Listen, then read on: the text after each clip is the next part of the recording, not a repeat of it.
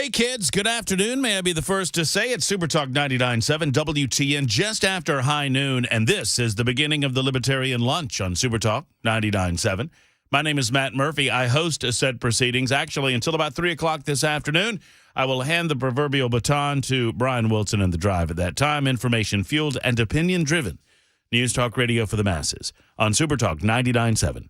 WTN. It's 12:04. Pleased to have you with us on this Thursday edition. It's already November 2nd. Boy, oh boy, the month is flying by. Before you know it, it's the holiday season. 2023 for those of you in Aniana. It's our episode 447 of the proceedings here today, and there are a variety of ways that you can consume said show. Obviously, on 99.7 FM, that's a good way of doing things. You can also find us on any internet streaming platform of your choosing. If you have a streaming platform and you type in Supertalk 99.7 WTN, we will pop up. And if we don't, tell me, and I'll make sure that we do next time around. Obviously, you can grab our app and take us wherever you go. And then there's the Supertalk TV side of things for you masochists in the listening audience that want to actually look at my ugly face. Hello. I had a listener sending me photos of myself the other day in my prison garb. Thank you for that. You can find us on YouTube, Facebook, Twitter, Twitch, available there. Also available the F&M Bank chat line, which, believe it or not, is not always monitored, so things get a little bawdy and crazy over there at times. But fear ye not. We'll do our level best to try to keep it sane as best we can. F&M Bank chat line up and running on the television side of things. Our television episode today is, well, every day. It's we put a title up on the episode. That title is selected by young Bell K, who's the executive producer of the radio broadcast, making sure that everything that comes out of our speakers sounds as good as humanly possible. I find it odd that Bell's the guy that names the shows on television when he refuses to actually be on television. But be that as it may, what is the title of episode 447, Mr. K? It's a little inside baseball. The Matt Murphy Show. Producer to insert funny note here. The Libertarian Lunch. Paid by check, noon to 3 p.m. I'm going to share. Let's start at this. I'm going to share this. This is funny to me. I don't know if it's funny to you. We'll find out. There's lots to do, by the way. We're on top of everything. Stand down. So we've got our annual Toy Field Toy Drive at Nissan Stadium coming up December 5th. And in that spirit, we are asked by the powers that be, in this case Dan Mandis, to record a promo. You'll hear our voices from time to time promoting whether it be the toy drive or our visit with Nashville Rescue Mission or whatever it might be. And so we got it, and there aren't that many. The joke between Bell and I is that, I guess this comes from promotions, and all of our stations here at Cumulus Nashville are doing this. But here's what we received in our email inboxes. And so I read it as I received it. Because what they do is they can't make it specific to me or to the radio station. So they put things like, for more information, visit insertstationhere.com. And so I listen to them all the time. So Bell and I decided that we would just read the promo as written and send it to them. And so this is how, I won't read it all to you, but while you're out doing your holiday shopping, remember those in need this holiday season. Pick up a gift for a senior or a toy to help us build a field of toys at Toy Field, Tuesday, December 5th. Talent to add a line that explains a personal touch or their experience with Toy Field here. Also, for more information, insert station name here.com. And I sent it to Dan like that with a little note that said, listen to this, let me know if this works for you. And the response I got was, is this a joke? Is this a joke? Well, yeah. Yeah, actually it is. Here's the real one. Anyway, just a little inside into our daily lives here at Supertalk 99.7 WTN.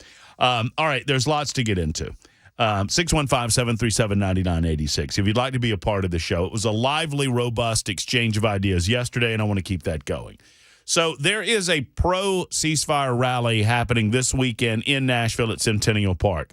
I want to warn those of you that are heading out to Centennial Park or nearby Centennial Park. If you're listening to me, if you're heading to the Vandy game, my wife is going to the Vandy-Auburn game. I will not be there because Mizzou and Georgia are playing at the same time. More on that later on in the show as I try to figure out if I've done something wrong here. That said, the wife's going to the Vandy-Auburn game, and I've already warned her not to get anywhere near Centennial Park because I don't trust these people. Sorry, I don't. What people are we talking about? Socialists. The Middle Tennessee Democrat Socialist of America have announced that they are holding yet another, quote, pro-Palestinian rally this upcoming weekend at Centennial Park in Nashville, Tennessee. The flyer calls for a ceasefire now, it says. Stand up for Palestine, ceasefire now. Join us in Nashville at 2000 West End Avenue, Saturday at 1 p.m., the group wrote on their social media post. Bring banners, signs, etc. that support and call for the protection of civilians everywhere. The flyer for the rally urged those planning to attend, well, I just told you that, bringing banners and signs and the like. The flyer also adds, President Biden and Congress, stop funding and supporting genocide. The group's upcoming rally will mark the fourth straight weekend of pro-Palestinian demonstrations in downtown Nashville, according to the Tennessee Star, where I got this story, amid the terrorist group Hamas's October 7th attack. Middle Tennessee DSA, their most recent pro-Palestinian rally, took place this past weekend, drew a crowd of approximately 300 protesters, including Tennessee State Senator Heidi Campbell, who left quickly after being discovered and captured on camera. The fourth pro-Palestinian rally in Nashville is planned on the same day that tens of thousands of protesters are expected to march in Washington, D.C.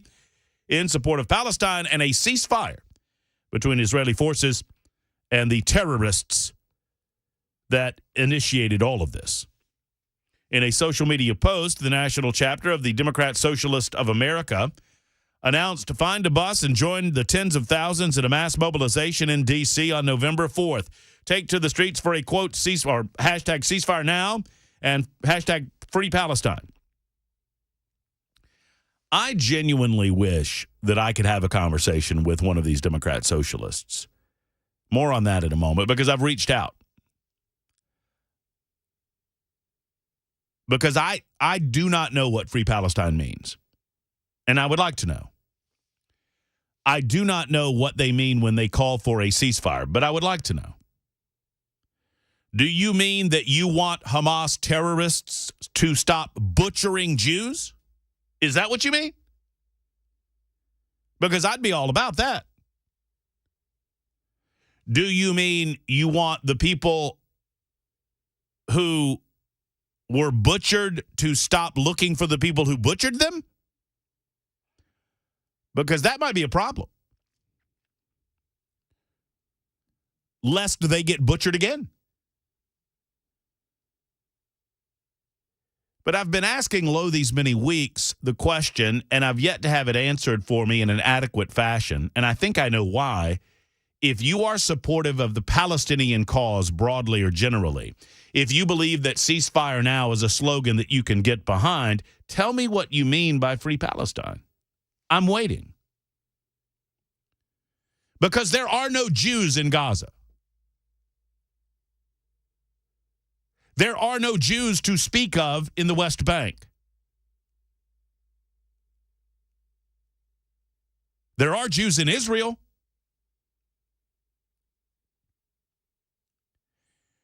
The slogan Free Palestine is a different way of saying kill the Jews. I mean that.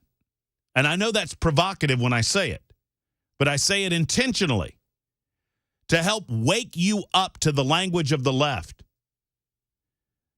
And I am willing to listen to a different definition, but I've come up with my own as a result of a lack of anyone willing to talk back to me and explain to me what they mean when they say free Palestine.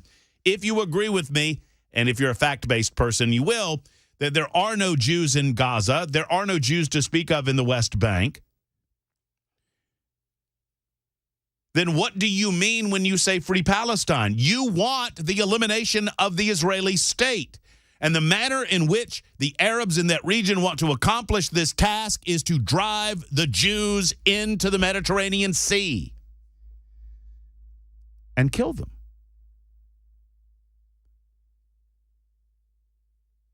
I don't pretend, as we discussed yesterday at length, I don't pretend that these skulls of mush on college campuses will understand this.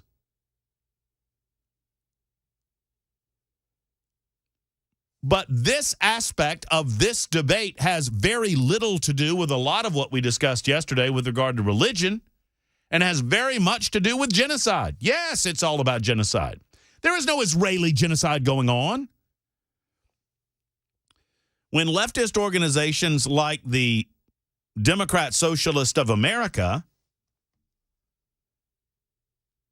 post up that they want to lift the siege on Gaza, what are they talking about? A siege on Gaza. The Israelis put up walls not to keep the Palestinian people in Gaza. They put up walls to protect themselves from the terrorists who are in Gaza who want to kill them. And I know most of you understand this. I still desire to speak to someone who can help me understand. I will debate anyone. I will discuss this with anyone, anywhere, who might have some semblance of reasoning as to what you mean when you say free Palestine that doesn't involve killing the Jewish people. Tell me what you mean. National March on Washington, free Palestine. Don't know what that means. No more U.S. aid to Israel. That's a debatable point. That's fine. Lift the siege on Gaza now. Don't know what that means. And so we've got a rally happening this Saturday from 1 until 2:30 at the Centennial Park entrance on West End Avenue in Nashville. So I just warn you, for those of you heading out to the football game or planning on tailgating at Vanderbilt, just keep it across the street on West End and don't dip over to the I'm sad to say, I don't know what would happen. I don't know what would happen. We've seen it around other parts of the country where Jewish people find themselves in the midst of these, quote, pro-Palestinian rallies, and they are verbally and physically assaulted. Attacked on college campuses, attacked on major cities around the United States of America. And let us not say that it could not happen here. You have to be on guard. Now, here's what I would wonder. If I organized a counter-protest, would people go? You know, just to sit on the sidelines and see what these free Palestinian folks are up to. Or maybe it would behoove us to go down and try to figure out what they're talking about when they're talking about free Palestine. Because I don't know what that means. I don't know where Palestine is, and I don't know what that means. But I'm willing to listen and learn. All right, there's that going on, and we'll get to conversation about it coming up in just a moment. There's a new migrant caravan coming into the United States of America. I was listening to Chris Hand, and Mr. Hand was exactly right. There was a time when a migrant caravan would be big news. It's not big news in as much as Joe Biden's already allowed. His administration has allowed literally millions of individuals into the United States of America without regard for where they're coming from, without regard for what they want, and without regard for whether or not they want to do Americans harm on a lot of different levels, whether it's human and child trafficking, whether it's drug smuggling, or whether it's actual terrorism. So we will discuss that on the show today as well. 23 Republicans don't have any, well, can I say that? Can I say that? House of what? Cojones? I was going to say balls. Should I go with cojones? I wouldn't say that. It'd probably get you in trouble. Okay. All right. Then I won't say it that way. I'll say it your way. This is what I wrote down this morning as I was preparing for the show. 23 House Republicans don't have any bleep. Cojones. However, they do have a point. And I want to discuss that with you today. Many of you might be upset at these 23 Republicans who chose to not censure Rashida Tlaib in the House of Representatives. Nearly 24 House Republicans crossed the aisle to vote alongside Democrats to kill a censure resolution against Rashida Tlaib of Michigan. The censure vote was prompted by rhetorical, inflammatory statements and disproven claims made by Tlaib in the wake of the Hamas bloody incursion and terroristic acts in Israel October 7th. The 23 Republicans don't have any cojones, but they do have a point. They do have a point, and I'm going to bring it up in a moment. And then there's Joe Biden. The president of the United States, half the time I don't believe he knows where he is or what he's doing. The other half of well, thank you, Mr. President. I appreciate that. I'm right here, Mr. President. We're talking about you right now, and good to have you with us. Thank you for stomping in. He was at a fundraising event yesterday or day before, and one of the individuals at the fundraising event interrupted him with a demand that he call for a ceasefire now. Said that she was a Jewish rabbi. I think it was a she. I'm not really sure. I guess it was a she. I didn't know that the Jewish faith had female rabbis, but I don't know a lot about the Jewish faith. So, well, she demanded a ceasefire, to which Joe Biden responded. Now, we don't have Joe Biden on audio responding because it was at a fundraiser and there are no audio recordings. The media was not allowed in. The woman's question was recorded on someone's cell phone video. I'll play the question for you in just a moment and tell you what Joe Biden said in response, and I'm going to initiate a call to action on your part because Joe Biden says he wants a particular thing with regard to Israel and Hamas. I wonder if we could get some of the same stuff here in the United States of America. I'll tell you what I mean in just a moment. Take your calls at 1221. Just getting underway, Libertarian Lunch on Super Talk 99.7 WTN. It's Friday Eve all day long on the Matt Murphy Show. Don't you do it!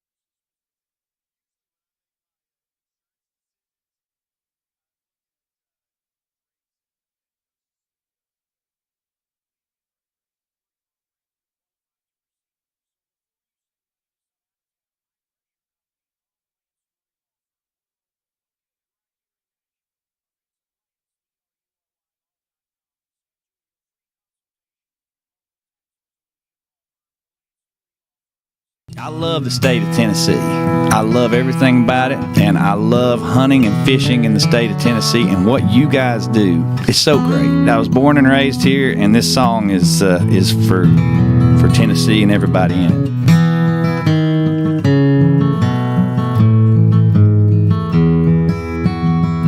Well, I have roamed across the land, and I have sailed the deepest sea. When I've drawn my last breath, do this one thing for me.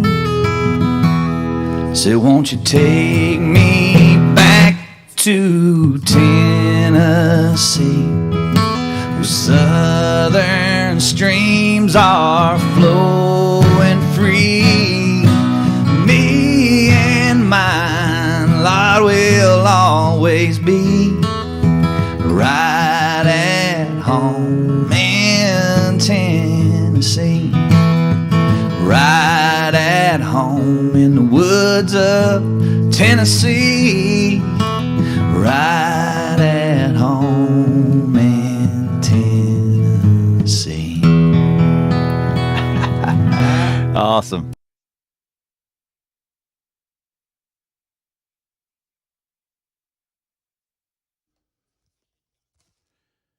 Hey, folks, it's Matt Murphy. Efficient heating and cooling is on my mind, and it should be on yours, especially for those of you who've experienced, as we all have, these cold weather conditions, and maybe your heater's not operating as it should. What about calling Jeff Eddy and Efficient Heating and Cooling now? If your heater's not ready, call Jeff Eddy. That's what I like to say. Go ahead and get one of his team members out for a maintenance call. Never will it cost you over $125. That's their commitment. That's their cap on residential maintenance rates. But oftentimes it's much less than that. Jeff Eddy's Efficient Heating and Cooling of Tennessee is the best value around at that price, and they're never going to try to upsell you on anything you don't need with your heater. In other words, if they can fix it, they will tell you they can fix it, and they will tell you, sometimes your heater's in the last stages. They'll tell you how long they believe you have. They are as up on the modern technology as possible, and so they understand your heating unit wherever it was made, and they're a diamond contractor with Mitsubishi Electric, an Elite Pro partner with Rheem, and they can help you in that regard too. EfficientHVAC.net or call 615-784-4424, 784-4424 for Efficient.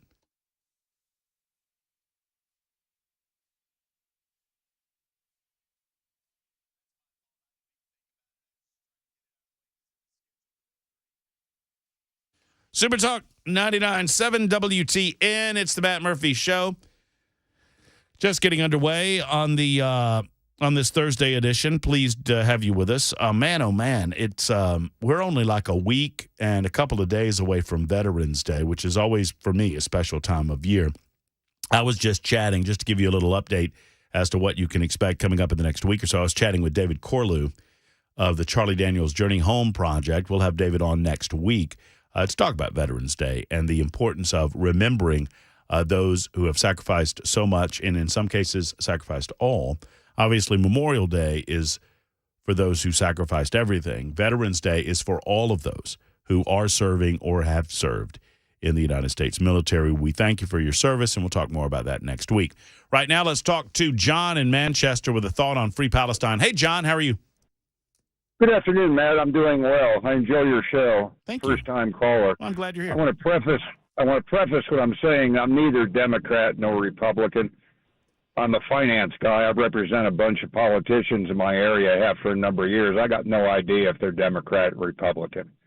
I do think Trump is a cancer on our democracy, but I want to address my comment to the Free Palestine issue. My understanding is, and I have some friends when I go there, they want to free the Palestine people. It's estimated about 75% of them have no connection to Hamas, want no part of it. While they're no friends of Israel, they don't wish them harm or anything. Hamas has taken over the Gaza territory, and the term Free Palestine would be better served as free the Palestine people. They want to eradicate Hamas. And that's the understanding I'm getting from the people that I'm speaking with. So with that in mind, all right, well, a couple of things to unpack. So the folks you talk to, they believe that the Palestinians in Gaza have changed their minds with regard to Hamas because they elected them in 2006. Well, you could say they elected them, but there's no real elections over there, Matt, as you may know, as in many countries in the world. So then why did the Palestinian people in Gaza not look at the IDF as liberators if they want to be freed from the stranglehold of Hamas? I would estimate, and personal guess, that at least 50% of them do. Okay, so you and believe... many are brainwashed, into thinking that this is the way. But I think that my understanding is that the majority of the people that are saying free Palestine are advocating for freeing the Palestine people. Freeing the Palestinian people from whom? From Hamas. I don't think that's what they're saying at all. I think they're saying free the Palestinian people from Israeli apartheid. Well, we can certainly agree to disagree, but I can tell you about the few people that I know that are attending, that is their thought or intention. So they want to free the Palestinian people from the scourge of Hamas. The oppression, I think, would be the word. Yes, sir. So are these folks that are saying free Palestine, are they supportive of Israel? I'm not going to go that far, Matt, but I don't think they exactly wish them harm or anything. Well, would they not wish them well in their effort if free Palestine, and I'm just trying to work with you here, John, and understand. And I appreciate it. You did very well. No, I think it's good. So if the idea is to free the Palestinian people from the burden of Hamas control and the tyranny of Hamas in Gaza specifically, we can leave the West Bank out of it for now because that's under PA control. But so Correct. If that's the case, then why would they not look as the IDF as liberators? Well, as I said, I think well over 50% of them do. Well, but as usual, you get a mob. I don't hear that. I don't see it. I'm not. I don't hear it here in the United States of America with regard to some of these rallies, these pro-Palestinian rallies. No, they're quite confusing to me, to be honest with you. But I can tell you that the people that I know that are going feel for the Palestinian people. And that's why, in my opinion, that's why Biden went over there to try to say, look, let's get the hostages out. Because there's no question that Netanyahu is going to flatten Gaza. It's just a matter of time. And I think Biden wanted to buy some time from a humanitarian standpoint. And my understanding is that for some of the people, the term free Palestine is to free the Palestinian people from the, as you called it, the scourge of Hamas. I mean, Hamas walks around with, AR-15s, and most of the Palestinian people walk around looking for food. Well, and any and all of the a large portion of the humanitarian aid that goes to attempt to help the people of the Gaza region, the Palestinian people, Hamas seizes that aid and takes it to the tunnel. Secondarily, there was a complaint about a lack of fuel in the hospitals. Meanwhile, Hamas has fuel storage, and they refuse to share it with the hospitals. So, yeah. That's true, but look at it this way. If 30% of the aid gets to the Palestinian people, that's a win.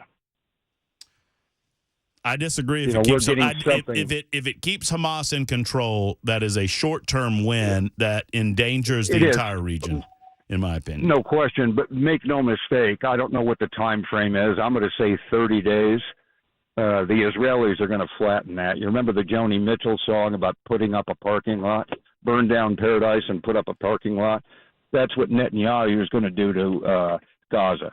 Well, John, he was very embarrassed because of his lack of knowledge of this going in, and he knows that if he doesn't do that, he's going to be held in scorn and live in infamy for the Jewish people. And much like after America's 9/11, I think the Israeli people demand justice in terms of the people responsible for the killing of 1,400 of their citizens. And personally, I can't wait for them to get it. Yeah. I think Hamas deserves everything they're going to get, and I would not want to piss off an Israeli. Well, certainly not right now.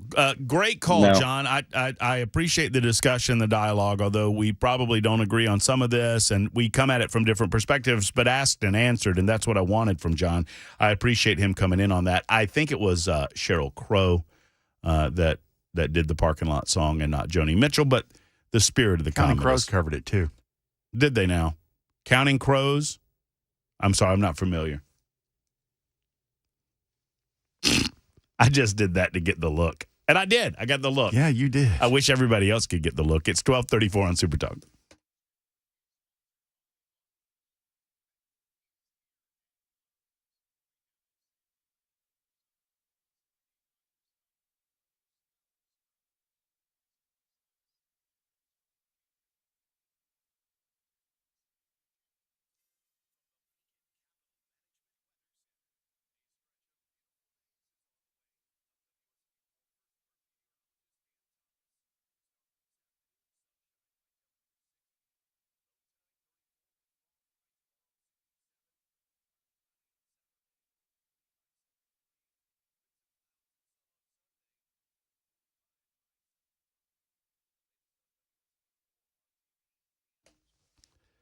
The Dr. Gill Center for Back, Neck, and Chronic Pain Relief is located in Franklin. I encourage you, if you have back pain, neck pain, knee, well, any pain, okay? If you have something that's moving, like an elbow or a knee or an ankle or any of your different joints, and you feel pain with regularity and you take pills to try to cover it up and you're considering, my goodness, surgery, don't consider surgery until you talk to the great team at the Dr. Gill Center. Dr. Wendy, Dr. Dominic, Dr. V, over 100 years experience collectively within the shop. And the Dr. Gill Center for Back, Neck, and Chronic Pain Relief has always been on the cutting edge of technology when it comes to chiropractic care. That's why they have the Class 5 laser system, the red light therapy. That's why they brought spinal decompression to Middle Tennessee. That's right. They were the originators. Everybody's got it now. Dr. Gill was the first. The Dr. Gill Center for Back, Neck, and Chronic Pain Relief. Say pain relief when you make the call. Also maybe mention my name. 615-882-4838. 882-4838. It's the Dr. Gill Center for Back, Neck, and Chronic Pain Relief in Franklin.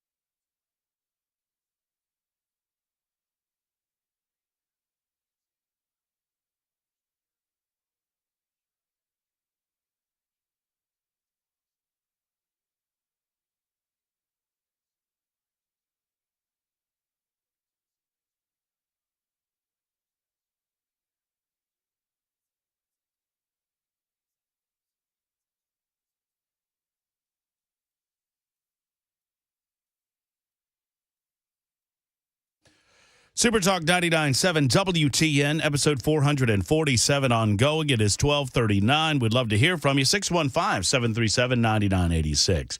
615-737-WWTN.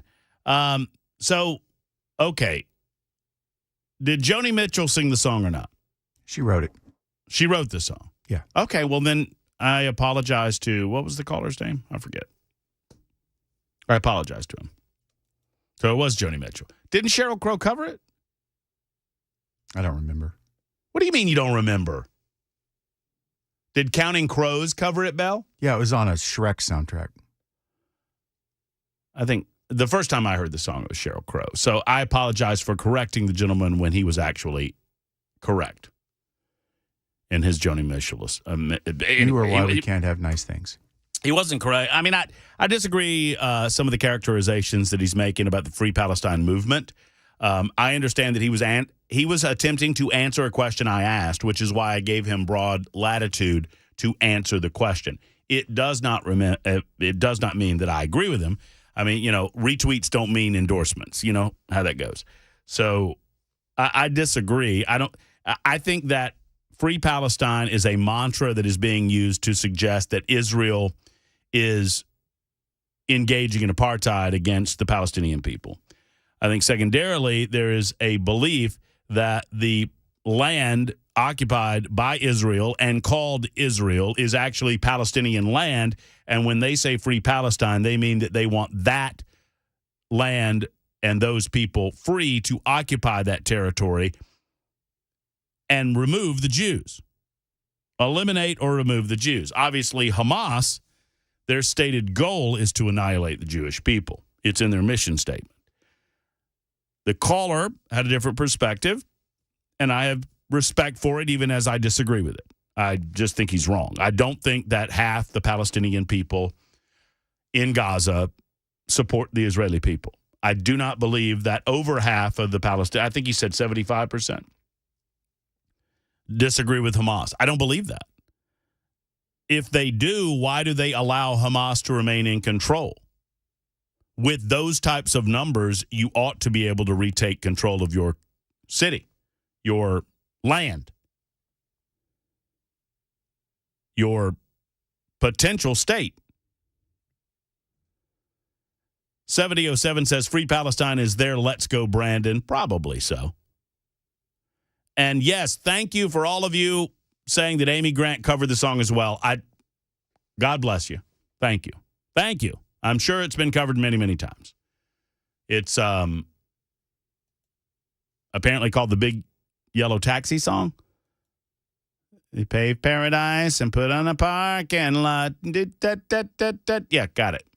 Got it. Larry is next in Clarksville. Hello, Larry. How are you? Hey, Brother Matt. Thanks for taking my call. Yeah, man. What's up? Well, first of all, the whole the Vanderbilt thing, a buddy of mine who, for whatever reason, has always and is still a huge Vanderbilt fan, was leaving a Vanderbilt game, and a bunch of drunk Vanderbilt students had beers and crap laid all over his SUV, and he just said, "Hey, can you guys move? Get your stuff off my truck." They beat him to a pulp. He had to go to a hospital. So Vanderbilt can kiss my grits. Anyway, wait. So on the Gaza, hold on a second. So a buddy of yours, I want to make sure I heard this correctly. A buddy of yours went to a game? Yes. Got back to his truck. He's got season tickets. Got back to his truck, and some students at Vanderbilt had trashed his truck. Yeah, they had beers and stuff, and they were all laying all out on his darn truck. And all he did was just say, "Hey guys, come on, get off my truck." And they beat him to a pulp. Did they get arrested? The Vanderbilt Police Department did nothing about it, even though it was on film. Metro did nothing about it, even though it was on film. Larry, you're one of my favorite callers, and you know how much I love you. That's hard to believe. Well, I saw his face. No, I'm saying it's hard to believe that you have a group of people beating the crap out of somebody that didn't do anything to initiate it, according to you, and they have it on film, and you're saying the Metro Nashville Police Department and Vanderbilt Campus Police just did nothing. They just said, "No, we're not going to do anything about that." I have a hard time believing that. I mean, it's not a. I mean, I'm not challenging brother. you. I'm Larry. I feel like I'm missing a part of the story. Well, I'm just saying. First of all, I've never been. What you are saying, Larry, is that a guy got the crap beat out of him by a group of people, and it was on film, it was on video, and the Metro Nashville Police Department told them to go pound sand. That's what you said. Well, and it was, for the full part of the story, it was my boss's husband. Okay. Okay. I mean, but no, he's also a friend. Here's what I would say. Okay. And I'm not challenging. It could be true. I'm just saying that, I'm receiving the story. I'm like, man, that's hard to believe. If you get me that video, I mean, when did this happen? Oh, Jesus Christ. It was back in the days of yesterday. Jesus Christ? That's a... Well, I mean, I am, so, Well, no, so this had to be around 2004, 2005. Oh, wow. I can't speak to the level of corruption back then. All right. Anyway, the bottom line is you got nothing for Vanderbilt. I got you. All right, but about Gaza and John that just called in, I mean, I respect his opinion. When I signed up to serve, I signed up to serve everybody, give a darn what color or race or whatever they were. But I'm also saying that Israel has every freaking right to defend itself, and if that means Netanyahu levels out Gaza and turns Iran into glass, I'm fine with that. As long as we don't have boots on the ground, if that's what he thinks he needs to do, if Iran gets turned into glass, a lot of this stuff goes away forever. Well, you're right. You're to the funding source when you get to Iran, and yeah, we'll have to deal with Iran. Now, we were doing a pretty good job of pinching Iran by pinching off their monetary resources. Sadly, the Biden administration laxed up on that completely. So, I'm going to scoot along, Larry. I want to get to Bobby real quick. Once again, Larry, you're a friend, and I'm not doubting what you've been told. And so I don't want this to be a personality conflict or it to seem like I'm calling you a liar or whatever. I'm not doing that. What I am saying is, and I'm not saying it's not true. You presented a scenario, and I don't mean to get stuck on it, but you said that a guy went to his truck and these Vandy kids had all the beer cans and they were hanging out on his truck, and he politely told them to leave, to get off his truck, and that they beat the hell out of him, and that it was on video, and that the Vanderbilt campus police and the Metro Nashville Police Department refused to do anything about it. That's your words. Now, I understand that there's violence in Nashville, and I understand, if you're telling me the full story, that's difficult for me to believe. That the Metro Police Department said, nope, we're not doing anything about it. We're not going to look at, just one of them things. Am I off here, Bill? No, I mean, why would you not want to see evidence of that? Right. Why wouldn't the police be willing to receive that evidence and go, okay, we're going to look into that? And maybe they couldn't find them. I mean, I don't know. I don't get too hung up on it, but typically your police department's going to investigate that, try to figure it out. Or maybe there's more to the story, like it was, well, I don't know. Happened a long time ago anyway. Bobby is in Nashville. Hello, Bobby. How are you? I'm doing just fine, brother. It could be more of a story. But anyway, what I want to get to you about, and you can answer this, why do we as a nation, we're always trying to supposedly help these other countries. We give them free money. Iran, we give Palestine money, the Palestinians, and they just turn around and use it against us. I mean, they're not only our enemy, I think the Biden administration is the enemy, too. What do you think about that? Well, I certainly think the Biden administration is an enemy of the people of the United States of America, regardless of how they look at it. So from my perspective, certainly that's the case. We do not give any money directly to the Iranian people or the Iranian government. The Iranian government is a sponsor of the largest state sponsor of terrorism in the world. And so we have zero relationship with the Iranian government outside of blockading their ability to access money that they make by selling oil resources.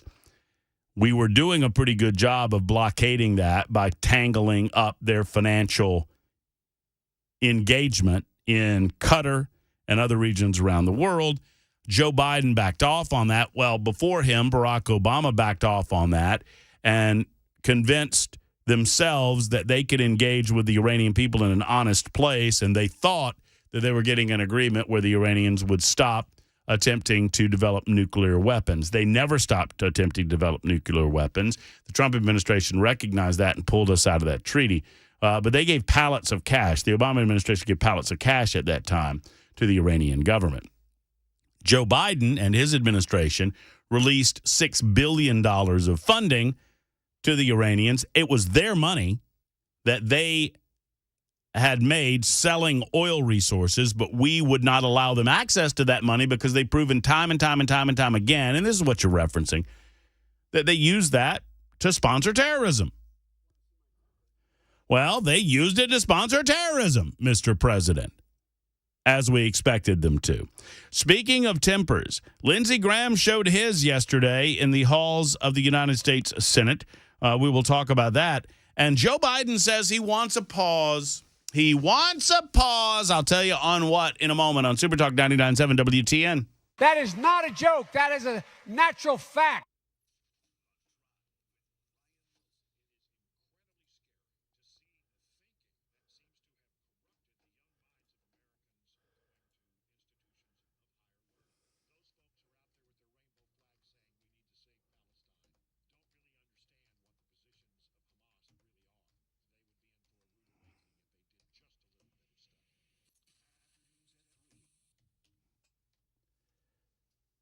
Hey, friends, Matt Murphy for my friend Pat Davis and yourhealthplanman.com. Let's talk about your health care. You know, it's open enrollment for many of you, and if you deal with your own health insurance coverage, if you have to take care of that yourself, or if you are looking for something better, I would advise you to talk to my man, Pat Davis, and yourhealthplanman.com about their Freedom of Choice plan, which allows you to pick your doctor, and it is 60% in some cases lower cost than Obamacare, 30 to 60% lower cost. The monthly premiums are independent of your income, so there's never a surprise tax bill. And if you pay for your own health insurance, or if you're currently uninsured, or if you're currently on COBRA, or if your employment coverage is just too expensive for you, give Pat and his team a call at yourhealthplanman.com. That's yourhealthplanman.com. Call them at 855-4-PLAN-MAN. I'm going to give you the number in a moment. I'll give you a chance to get a pen or a pencil and write this down. 855-4-PLAN-MAN. That is 475-2662 is the telephone number. But better yet, just go to yourhealthplanman.com. They will design a plan that is managed by you, not managed by the government, and that's what we're all looking for, to get the government out of our day-to-day lives. Yourhealthplanman.com.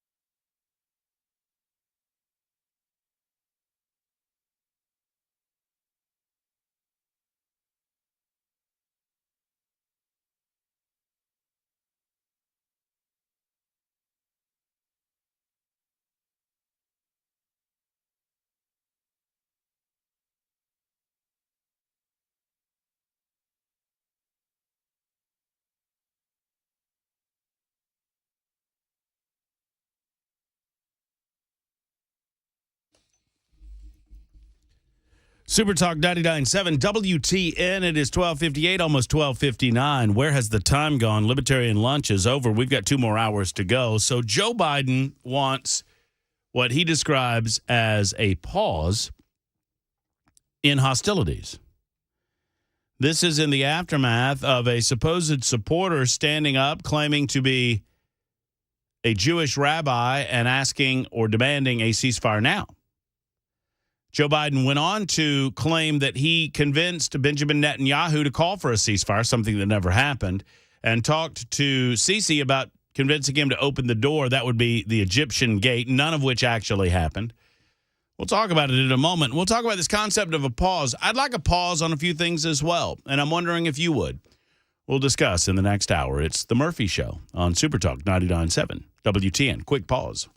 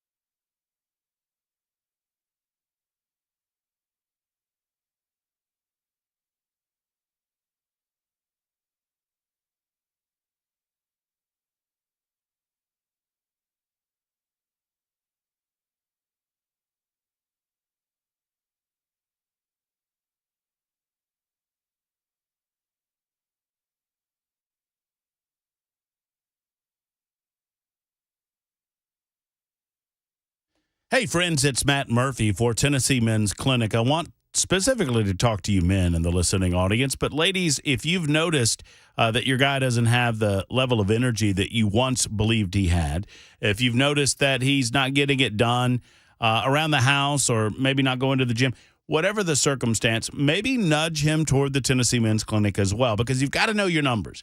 I mean, there are just certain numbers that you want to know. Your blood pressure, your cholesterol, and your T level is one of those numbers. And if your T level has dropped over the years, you can get that back up to satisfactory standards and get that energy level back going again. Thank you to the Tennessee Men's Clinic for doing that for all of Middle Tennessee. So there are 2 locations to serve you, and it's time to schedule an appointment today. You go in, they'll consult with you, they'll give you an examination, they'll take a little blood work, and you'll get results day of the appointment, and it doesn't have to cost you an arm and a leg to do this. Tennessee Men's Clinic is here for you. Go to TennesseeMen'sClinic.com to find out more information about how they can assist you. TennesseeMen'sClinic.com, or schedule that appointment by calling 615-208-9090. Again, it's 208-9090 for the Tennessee Men's Clinic.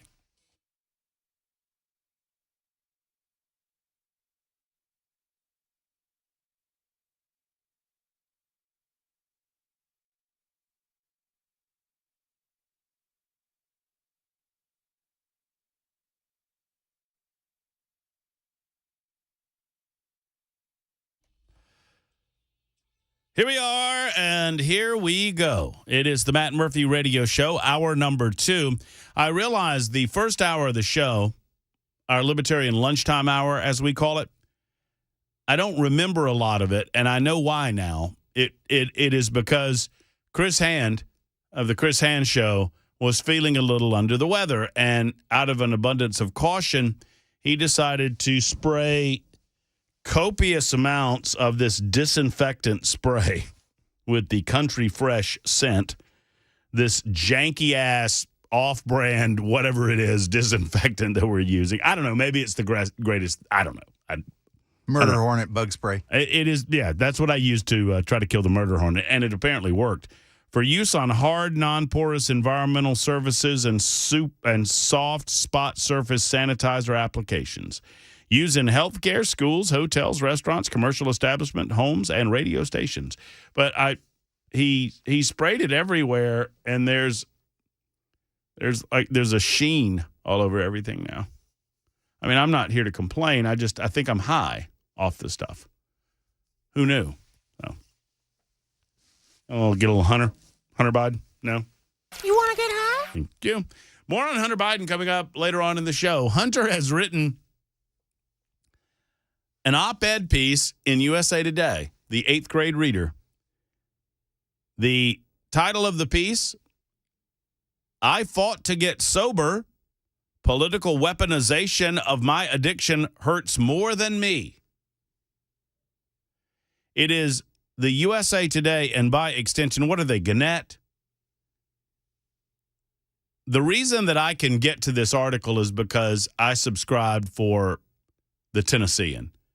Because I read this garbage so you don't have to. That's a commitment that I make to you. Same thing with #NeverCNN. Well, it is garbage, and I'll share some of the garbage with you coming up, and we can all laugh at it. How about that? In the meantime, Joe Biden, speaking of garbage, Joe Biden was at a political fundraiser recently, and he encountered, I don't know if you're a protester, heckler, or whatever you want to call her. She paid good money to get in there, and she paid good money to stand up and say this. Mr. President, if you care about Jewish people, as a rabbi, I need you to call for a ceasefire right now. All right, difficult to hear. I understand that. There's a lot of yelling or whatever. This was captured on a cell phone. There was no video coverage of this fundraiser because that's how Democrats do.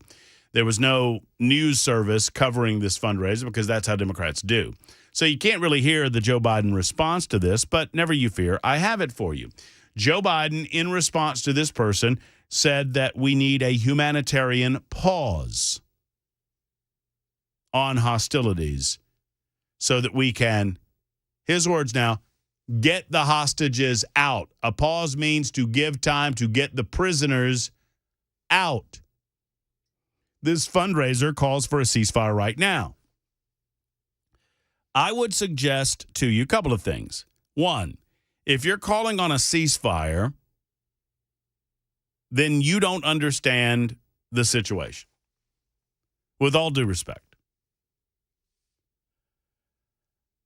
All you need do is to stroll through recent history regarding the Gaza Strip to understand what, quote-unquote, ceasefire now means. You see, I know it might be difficult to understand for those of you in Aniana, but for most of us, we can kind of get it that when you're dealing with a group of people called Hamas, this is a group of people that finds it morally acceptable to butcher babies, a group of people that finds it morally acceptable to kill elementary school children, a group of people that find it morally acceptable to kill people who are in wheelchairs, a group of people that find it morally acceptable to burn people while they are alive, a group of people that find it morally acceptable to slaughter individuals in their homes. We have reports of these individuals tying up one group of family members, forcing them to watch them kill another group of family members, and then killing them afterwards. Needless and senseless barbarism and terrorism. It might shock you to learn that a group of individuals that are willing to do this, that do not find it morally objectionable to kill people in this fashion, don't seem to find it morally wrong to break a ceasefire either.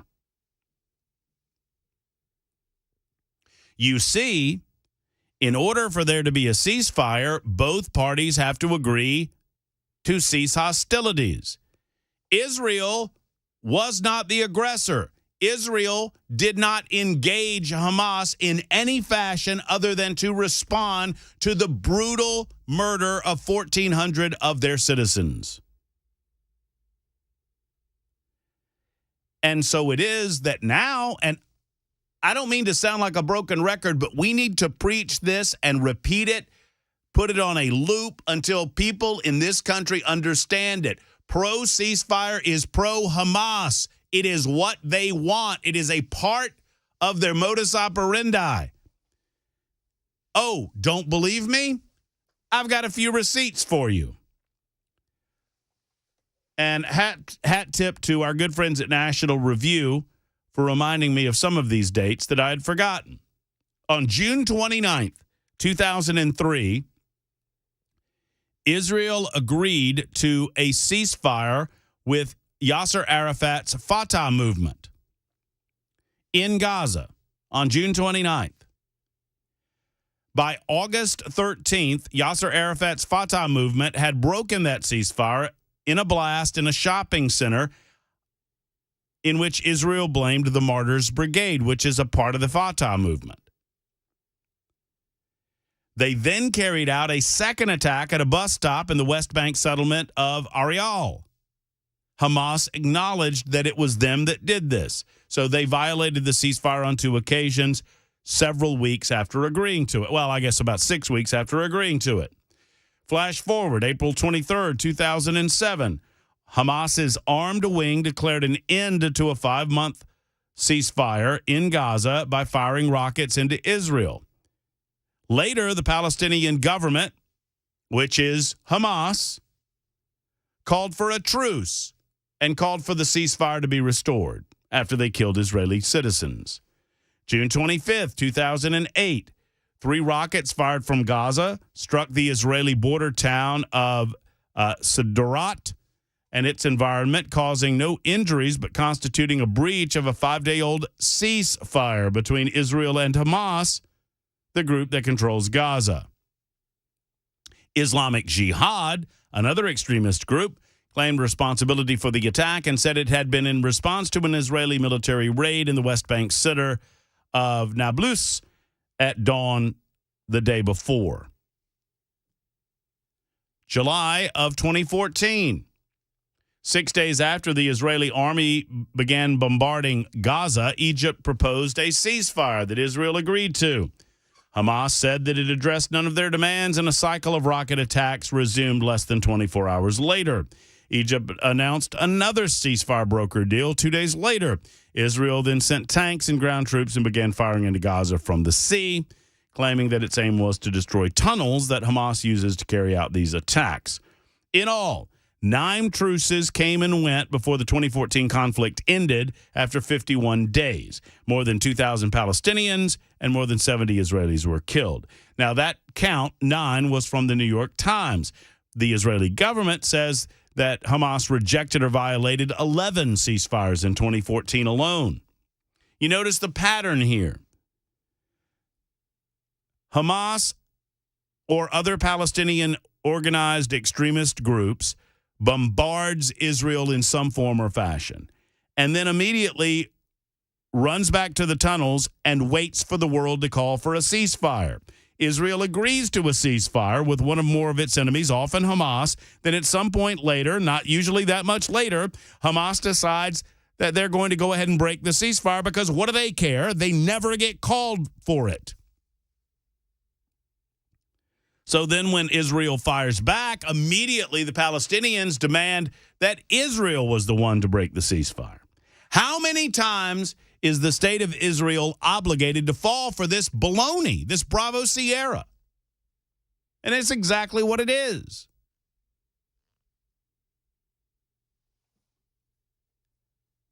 Hamas as an organization has pledged to destroy Israel over and over again. As Phil Klein noted, Hamas pledged that it intended to commit similar October 7 massacres over and over again until Israel was destroyed. And this was just on Lebanese television 2 days ago. In an interview on Lebanese television that was captured and translated, a Hamas official by the name of Ghazi Hamad declared, and I have the clip, I could play it for you, but it's in Arabic or whatever. We must teach Israel a lesson, and we will do this again and again. The Al-Aqsa flood is just the first time, and there will be a second and a third and a fourth because we have determination, the resolve, and the capabilities to fight. He went on to say the occupation will come to an end. The interviewer asked him if he was referring to the Gaza Strip, which obviously Israel withdrew from in 2005. He said, no. I'm talking about all of the Palestinian lands. When asked to clarify, does that mean the annihilation of Israel? He responded, yes, of course. This was 2 days ago.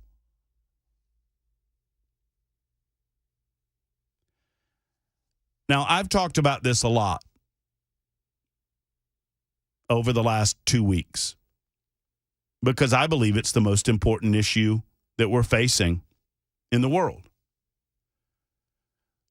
And the reason I believe that is because of the feckless, rudderless leadership in this country. Normally, these types of Middle Eastern flare-ups are tempered by strong leadership here at home. Even though I disagreed with Barack Obama on almost every single foreign policy point ever made in his administration, at least I felt like they had an understanding of what was going on. I don't get that indication from the Biden administration. Certainly not from Joe Biden himself. But he says he wants a pause in, just a pause so that the hostages can get out, because Hamas will agree to that. Hamas will agree to that. There's only one group that wants to see the death of Palestinian children, and that's Hamas. Because it helps them.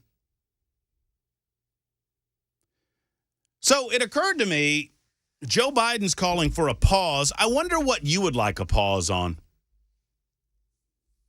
You know what I mean? Like, if we could just have a nice pause, and sadly, we don't have the audio because there was not a recording of him saying this, but he just wants a pause, just a pause. And I said yesterday, you know what I'd like a pause on? The Biden presidency. That would be nice. So I'm wondering, if you had the opportunity, what would you like a pause on? I've got a couple of ideas. That's a serious question, It's right? a serious question, Mr. President. Yes.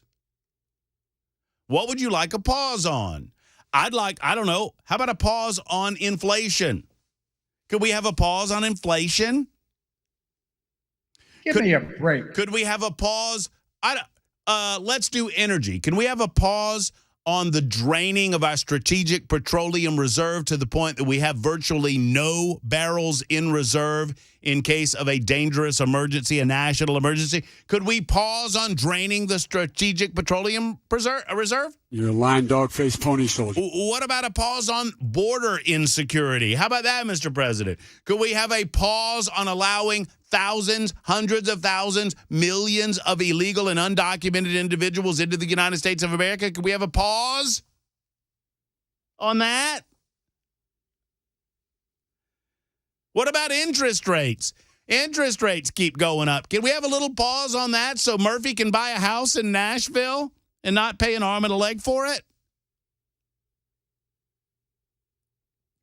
How about a pause on our taxes? According to Philip, that would be a good idea. 1551 says taxes too. Lena just wants a pause on the presidency. Terry B wants a pause on the border. Kevin wants a pause on his marriage. Whoa! Whoa! Hold on, Kevin.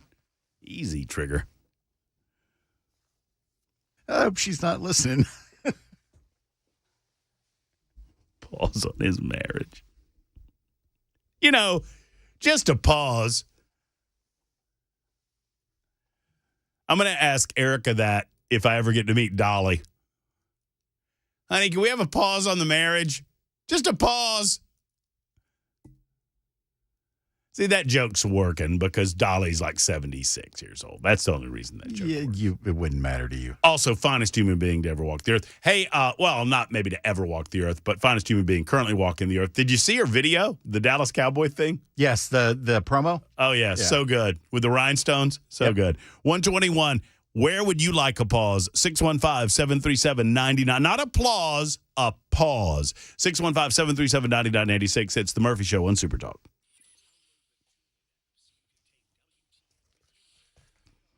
Well, we take a pause to remind you about Mill Creek View, the great podcast organized and presented by my friend Steve Abramowitz. Mill Creek View, Tennessee has been around for over a year now, I guess it is. I think I'm right in that. Steve is a great host, and if you're into podcast and you are caught up with the Matt Murphy Show on podcast platforming, why not check out Mill Creek View? I think you'll enjoy it. He has been described as a conservative advocacy podcast, and I think that's accurate. Always an interesting guest making a positive change within the community. Steve believes in truth, and he exposes those who tell it and those that maybe don't. But it's also much more than just politics, although they're frequently the number one show on politics on Podomatic. They're also all about artists and authors, cultural touchstones, entertainers, and the like, sports figures. If you can't get enough of Mill Creek View on the podcast platform, check them out on their newspaper platform. That's online as well, mcview.us. You can find everything there, as a matter of fact. Go to mcview.us to check out the Mill Creek View podcast. I encourage you to do it today.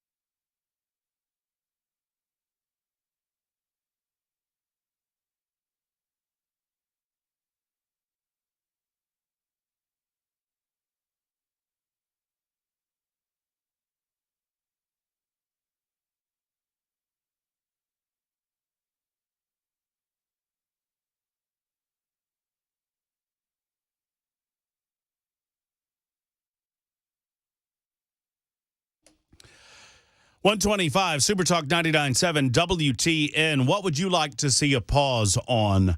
Joe Biden says we need a pause, a humanitarian pause. I think we need a humanitarian pause on a lot of things in the United States of America. I'm curious what your thoughts are. 615-737-9986, either via the phone lines or via the super text line, both of which are getting some action right now. Gary's in Goodlettsville with a thought on this pause. Hey, Gary, how are you? Just fine. How are you doing? I'm well. Thanks for holding on. Gary, what's on your mind? I know of the pause that will work. And those of us that are veterans understand this. It's called the Hamas dirt nap pause. Just give them all a dirt nap. And it's over. That's a perfect pause. They can't do anything anymore because they're dead. They've taken a dirt nap. There's your pause. Gary, I love it. I love the whole. I love everything about it. I think that's more than just a pause, though, Gary. Yeah, but then it's not a ceasefire either. Well, in a sense, it would be, but it's a pause. I mean, for a long period of time. Yeah, it's a long pause. Won't be able to do anything. A lengthy pause. It's a long pause. Yeah, I like that. Oh, what happened there? I didn't do. Gary, I would like for you to know that Belkay decided to take a pause on your telephone call. And sorry, Gary, I was trying to adjust the levels, and I hit the button. No, you're all good. You're all good. I understand. And in the spirit of the call, Bell decided it was time for a pause. And yeah, we don't need to talk about this anymore. Let's just move on. No, well, I mean, you paused it. That's okay. John says, Matt, we need to pause on the Titans until next year. Now, see, that's the type of pause I'm looking for. We call that a mercy pause. John, I don't know. What I saw, all I know is that every time I've ever been, by the way, Bell, I have been officially spoiled. I've been to 2 Titans regular season games. I went to a preseason game with our good buddy and listener, Tommy. The wife and I went to a preseason game, but we've only been to 2 regular season games, one last year and one this year. Mm-hmm. You and I attended the one last year against the Giants, first game of the season. Loss. Well, I attended a victory this time, and I don't know that I can ever sit in those seats again. Why? I was in the Titans radio booth. That's nice. The suite. Rhett got you up there? Have you ever been up there? I have not. No, this was Hunter. Our man Hunter downstairs with the Titans radio sales team. Hunter Biden. No, Hunter, not Hunter Biden. The different Hunter. I think they would have been serving different things. And now, as I said during our time there, I think I could get used to this. This is spoiling me. Nice. Well, I'll see if there's any work for it to be had over there, and we'll get you on over at 104. I would happily do that. A little worker bee action. Yeah. Serve the people. Would you like some cookies? Would you like some more celery, Mr. K? Would you like me to freshen your drink, Mr. K? That was pretty nice. All I know, John, is that the Titans are 1-0 when I attend games in the Titans radio suite. 1-0. And tonight will say a lot, John, because are the Titans buyers or sellers? Now, I understand the trade deadline's already come, and I'm not here to talk about sports, but Will Levis looked pretty darn good. And John, I know, John in Lawrenceburg, I know you don't want to like him because he's a Kentucky man. I know it. But come on. 4 touchdowns? 4 touchdowns in one game. That's 2 more touchdowns than old Tannehill had thrown the entire season. Kathy says, Matt, I'm disappointed that you're not bringing up the World Series today. I put a pause on any and all baseball discussion after my beloved Atlanta Braves got beat by the Philadelphia Phillies. My one interest in baseball after the Braves lost to the Phillies, Kathy, was to see the Phillies lose. And once they lost, I was out. Now, you got to be careful here. We're gonna lose Joe Bonzel as a listener. Do we have Joe? Yes.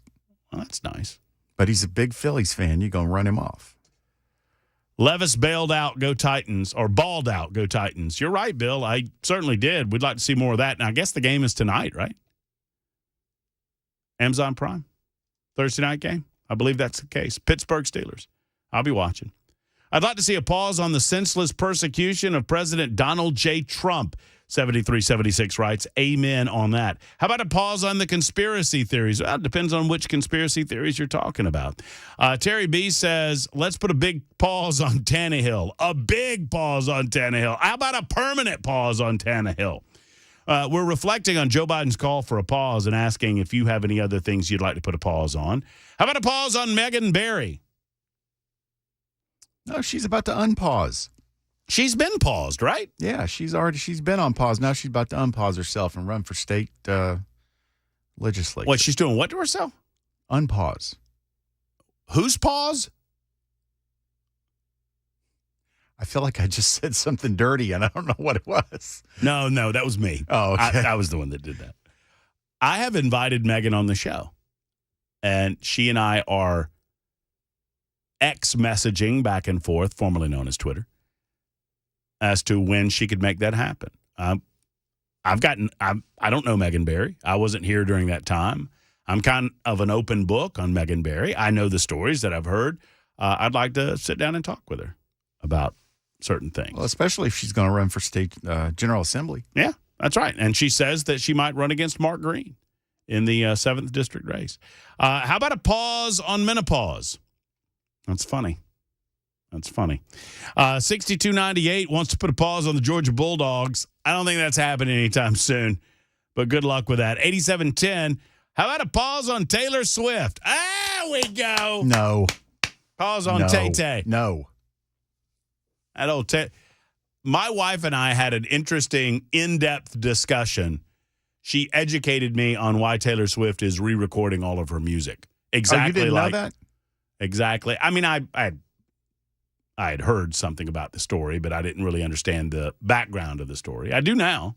You know, it's funny that everybody makes such a big deal out of that because it is kind of a big deal that Def Leppard had to do the exact same thing to get their 3 biggest albums onto streaming platforms because their contract was so messed up with Mercury they couldn't. Well, it's a pretty simple thing, right? She entered into a pretty long-term beginner's contract years and years ago, and when she got out of that, she wanted access to her music. They wouldn't sell it to her. And so she said, well, to hell with you. I'll re-record it, and then it'll be my music. Yep.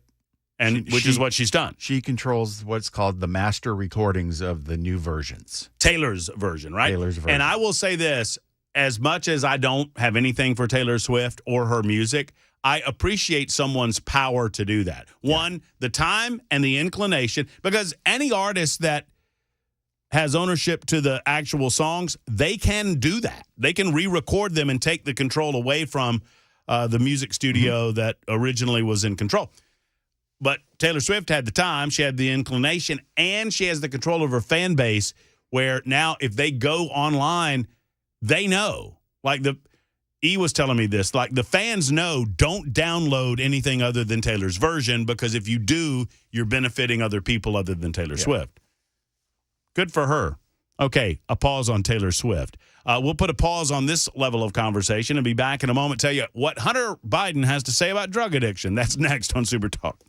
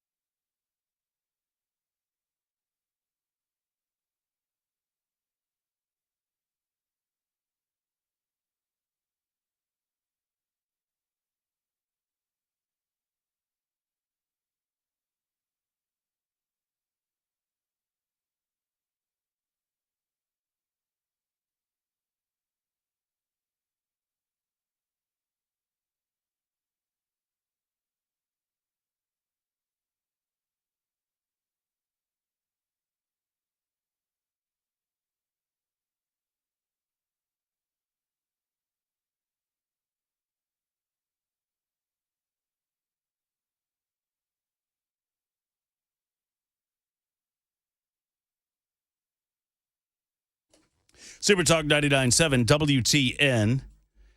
So instead of passing budget appropriations, GOP senators have decided to attack one of their own. That is Senator Tommy Tuberville. I'll have thoughts on this coming up in just a moment. Right now, we're going over some of the pauses that you would like to see. Joe Biden says he wants a pause so that we can have humanitarian relief in the Middle East, specifically in Gaza. Just a pause. Now, he said this in front of a group of individuals who are raising money for his political campaign. Probably did not intend for it to get out publicly, but he called for a pause. And so I'm asking, what do we want to pause? How about a pause on, Sandra has a good idea. How about a pause on Bell K avoiding the camera? I like that. Every so often we get a picture of Bell on camera. We have a pause on Bell being on camera. No, that's the pause we need. That's a great, by the way, a great photo of you. If you follow me at Matt Murphy Show, you can also find it on Facebook. There's a great photo of Bell K at our Dale Jackson and myself were watching the cocktail party, and Bell came out to join us as a neutral observer. Georgia game. The Valentine, Georgia, Florida. And there's a great photo of Bell K. The best that you're going to get is right there on my Twitter feed, my X feed. Go to at Matt Murphy Show. Matt, we need a permanent pause on billions to Ukraine. That is certainly the truth. How about a pause on hurt feelings? I like that. I like that idea. How about a pause on rooting for the Tide against the Vols? Don't talk to me. I've had a pause on that for a while now. Somebody said that somebody already had their paws all over Megan Barry. I don't know anything about that. That's just mean. That's just trying to hurtful. get the woman on the show, and you got to say something like that. I don't have anything to do with that. Could we please pause Dan Mandis? What? Why would we want to pause Mandis? Be nice. That's hurtful. Somebody already had their paws on Barry. Okay, that's the second pause joke, and then somebody brought up the three-legged dog who's in need of a paw. Hey, it reminds me of one of my favorite jokes. You ready? Ready? I guess. Three-legged dog walks into a bar and says, "I'm looking for the man who shot my paw." It's good. It's good. You like that, don't you? Get it? Paw. And there are many, many other thoughts about what should we pause. Let's pause the wokeness. Let's pause the insanity. Let's pause the time change. Let's put a pause on Larry, who calls every single day. Congratulations, Larry. You got a shout out. Can we put a pause on the Democrat Party? How about a pause on all the ED commercials? Easy now. You cost me money when you do that. How about a pause on...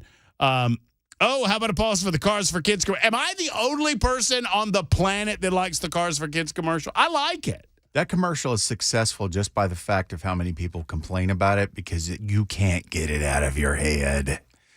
It's stuck in there permanently. I don't understand what people hate so much about it. Just a little kid singing. 1877 Cars for Kids. Cars for Kids. Now accepting real estate. I don't get that, but so be it. Hunter Biden has written an op-ed piece, or someone in Hunter Biden. Yes. Hunter says he does not want to get high. As a matter of fact, he would like you to know that over 4 years ago, he chose life over the slow, strangled death grip of addiction.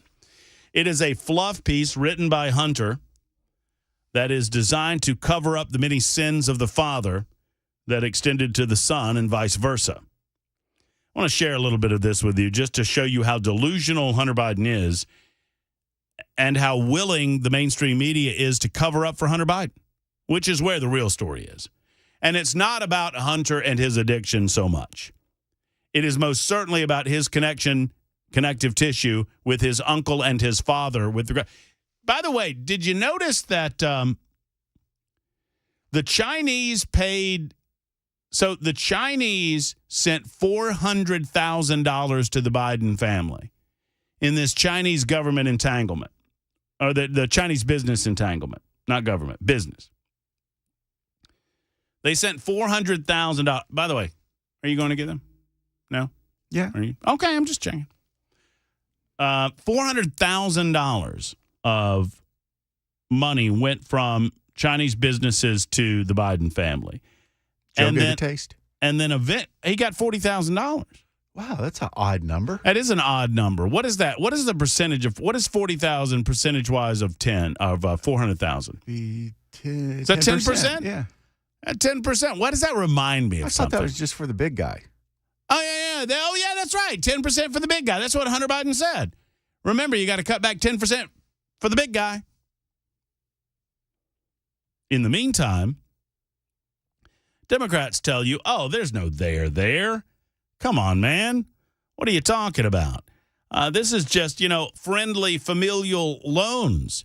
Joe Biden loans money to Jim or loans money to Hunter, and eventually they pay him back. And, that happens all the time amongst family members, right? I mean, who here among us have not loaned our brother or our son $400,000 or $40,000 in this case, I guess it is, and then had that money paid back to us? Loan repayment. It says it right there on the memo feature. Right after they got a big fat check for $400,000. Oh, yeah, but they filtered it through like 3 different bank accounts. That $400,000 filtered down through several different bank accounts before it shuttled out on the other end with a 10% amount going to the big guy.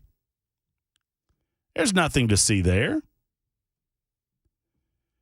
Which most of us ask the obvious question with regard to James Comer and what James Comer and his House Oversight Committee has uncovered, and that is a simple question. If your excuse is that this was a loan repayment, if your excuse is that this is something that families do and there was nothing untoward and it was just 2 private citizens and one private citizen wasn't selling access or selling the name, the brand, and it was a loan repayment, then fine. Show me the loan. What do you mean? Show me the loan. If you were repaying the loan, then show me the loan. It's pretty simple. If you have receipts, if we have receipts in your bank account of you repaying the $40,000 loan to Joe Biden, then at some point there ought to be a receipt in the same bank account or a different bank account by which you deposited money given to you by Joe Biden, or that Joe Biden shows in his bank account that he loaned you the $40,000 that you subsequently repaid. So you can obviously show us that, right? Or wrong.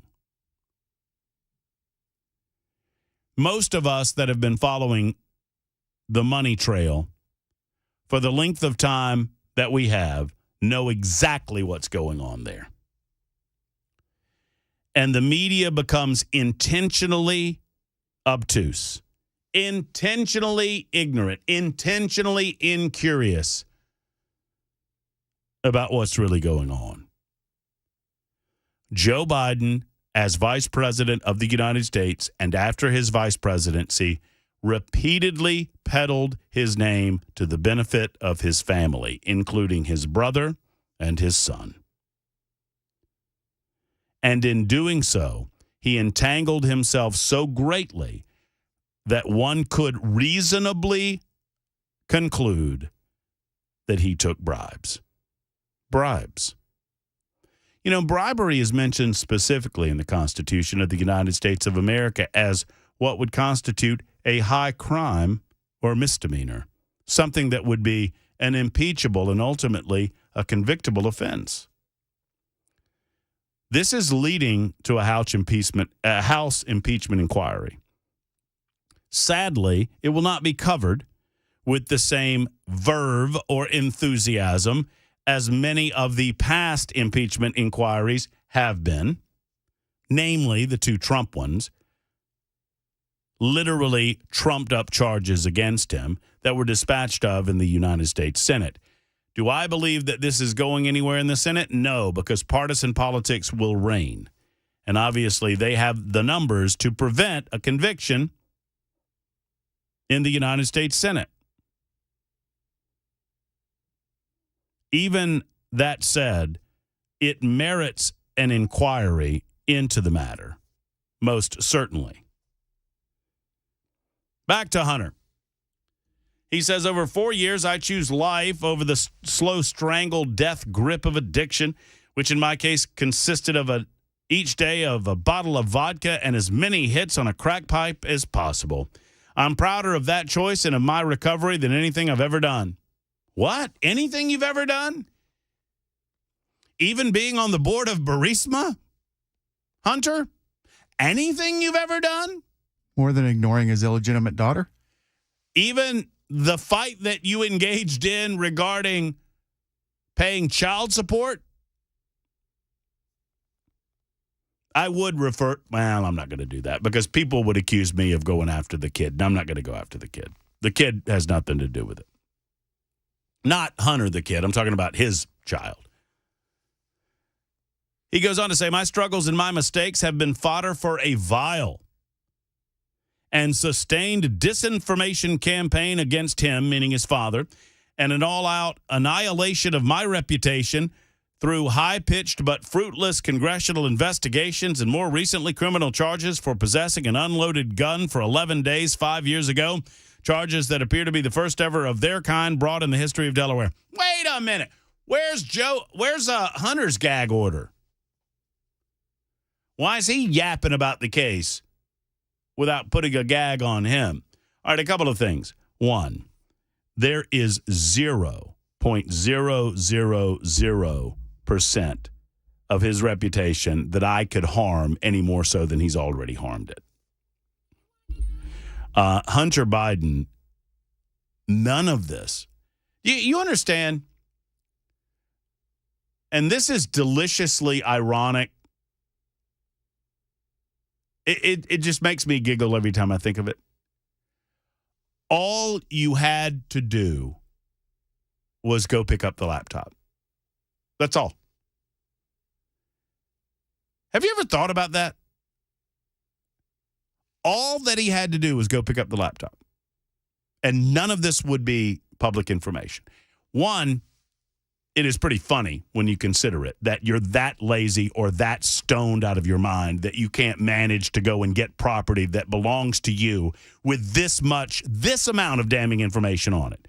I mean, one would presume that you knew that some damning information was on the laptop if you did not understand in its totality the level of damning information that was on the laptop. But you are so lazy or your mind is so obliterated that you don't even have the ability to go pick it up and pay to do so. That's one thing. Number two, how frightening is it that we would know none of this had he not picked up the laptop? You would not know, for example, that when Joe Biden was vice president of the United States of America, that he went to Ukraine and he demanded that the Ukrainian government fire a special prosecutor that was charged with the duty of investigating Burisma. He did so because his son was on the board of Burisma. He did so through an intermediary at the behest of Burisma, and he bragged about it after he did it. Remember that? Well, son of a blank, they did it. I told him, you fire the prosecutor, you don't get the money. He held American government aid hostage until they did his bidding so as to help his son. That is the allegation, Mr. Brett. Yeah, well, you did say it too, and you did. We wouldn't know anything about that. We would not have the corroborating evidence but for the Hunter Biden laptop. We also know the level that the FBI and the CIA went to attempt to cover up all of the malfeasance and wrongdoing on the part of the Biden family in the build-up to the 2020 election cycle. We wouldn't know any of that were it not for the Hunter Biden laptop. So as far as addiction goes, I understand the stranglehold of addiction. I've seen it in my family, and I fully understand if Hunter Biden is truly off the sauce, if he's off the crack pipe, if he's on the straight and narrow, then I applaud him. But I don't necessarily believe that, because I believe that if you were, you would want to come clean. Most 12-step programs involve turning around, looking at the effect and the impact that you've had negatively over other people's lives and trying to repair that in whatever fashion you're able. That's part of a 12-step program. Hunter Biden doesn't seem to be interested in doing that. because he would have to apologize to every American, starting with his ridiculous father, who happens to be president of the United States. It's 153 on Super Talk. That's true.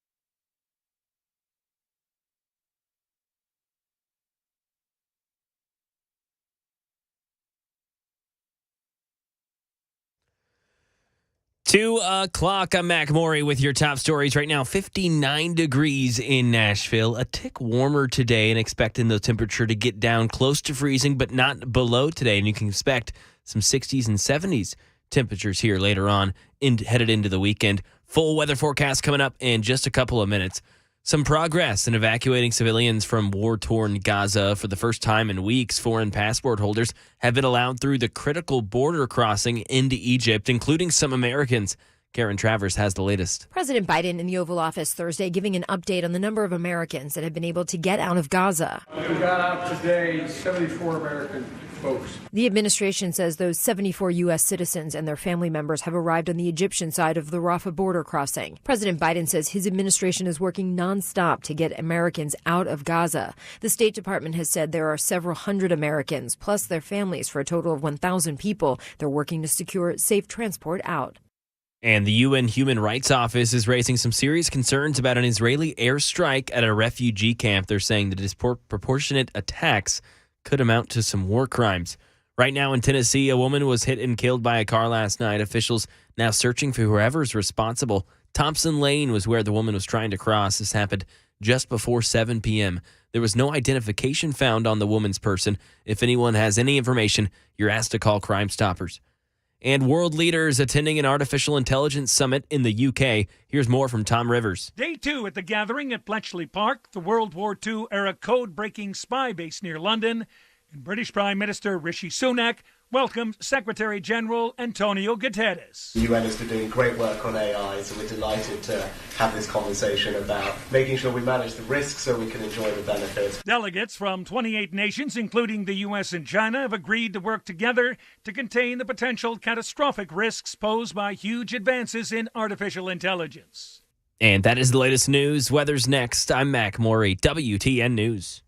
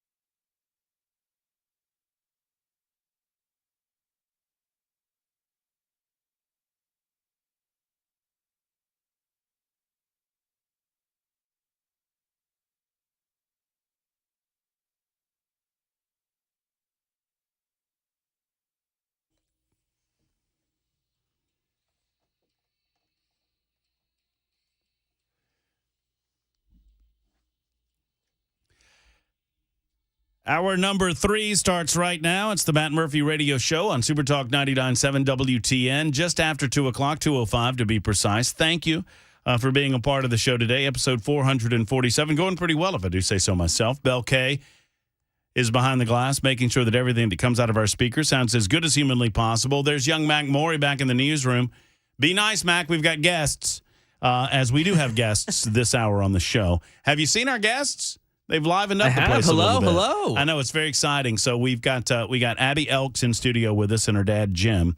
And I'll tell you all about why coming up in just a moment. We have not forgotten about some of the news items of the day. If you're just joining us, yes, we've discussed the migrant caravan that apparently is coming that's not making a lot of news because there are so many of them that are coming to our southern border. This one, about 5,000 strong, but explicitly blaming the Biden administration for the problems that exist below the southern border, and they're faulting the Biden administration for creating a dynamic by which they believe they can get into the United States.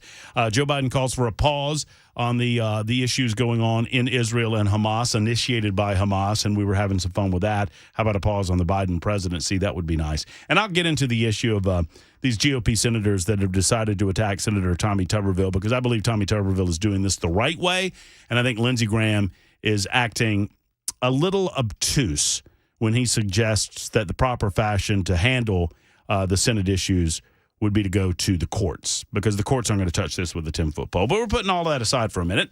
Let me tell you a little backstory. So I get a lot of emails. I get a lot of correspondence from the listeners, and I love every single one of you, and I try to react to every one of your emails, or, believe it or not, we still get a little snail mail from time to time. We interact there.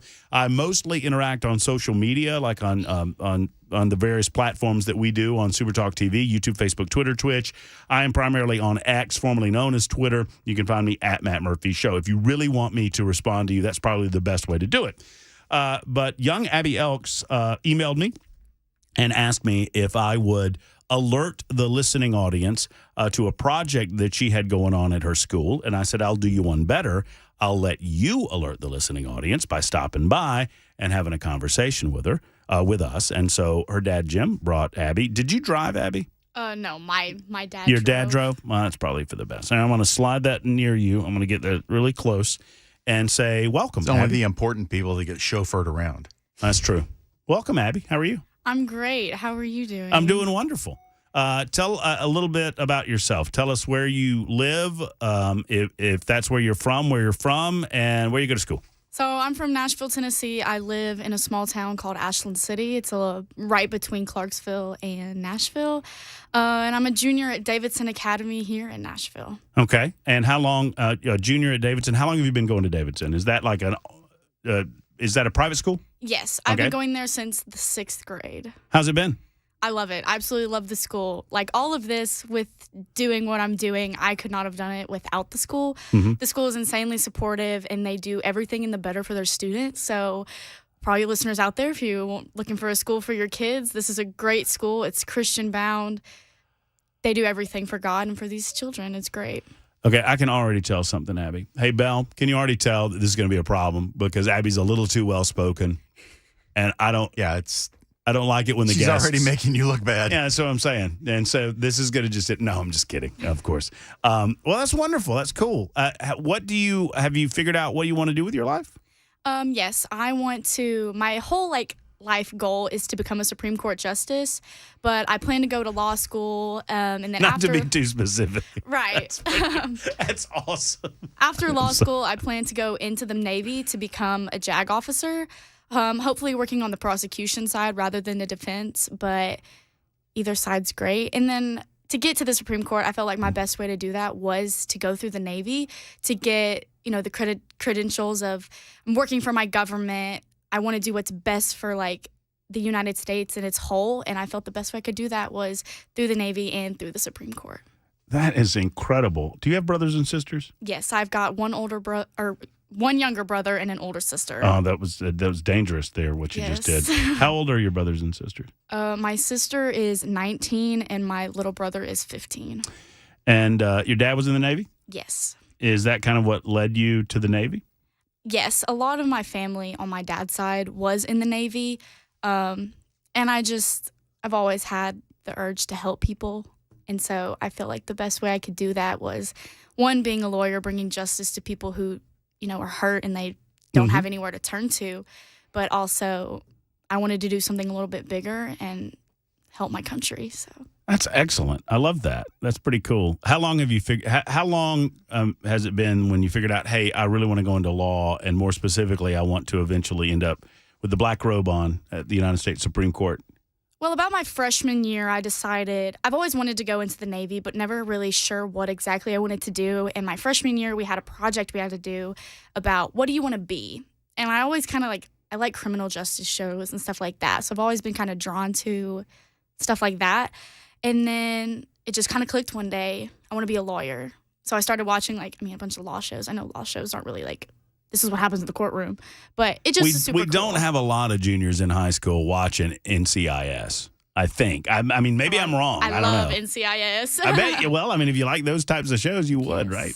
But it was about my freshman year in high school when I decided that's what I want to do. And I think late freshman year, I was like, I want to be in the Supreme Court. And I've just gone through that now. That's what I want to do. That's what I'm striving for. Well, I mean, you're pretty good at what you do if you reach that level of accomplishment that you are asked to be selected to the United States Supreme Court. That's pretty cool. So tell me a little about how you got involved with the project that we're going to talk about. What was your inspiration? Tell us a little about why you decided to reach out to me. Well, for one, I love animals. And, God has given us a dominion over all animals in the world. And it makes me sad when you see animals that just don't have a home and they're on the streets and everything, and they're not being properly fed, they're not being cared for. And then not only are they endangering themselves, but the people around them just because they can't support themselves. So I want to try to bring a stop to that, but also just get as many animals a home as you can, because I love my dogs. I love my dogs. They're my best friends. And so I wish everybody could have an animal that they could love, and the animal know, I'm loved and I'm secure in this place. How many dogs do you have? I have 2. What are their names? Daisy and Gypsy, and they're purebred standard poodles. Uh-huh. Love them. So does it make you at all right, purebred standard, did you buy them? Yeah. Yes, I think we did. Yes. Does it make you, because some people say that that's a no-no, right. Because you should adopt and not buy.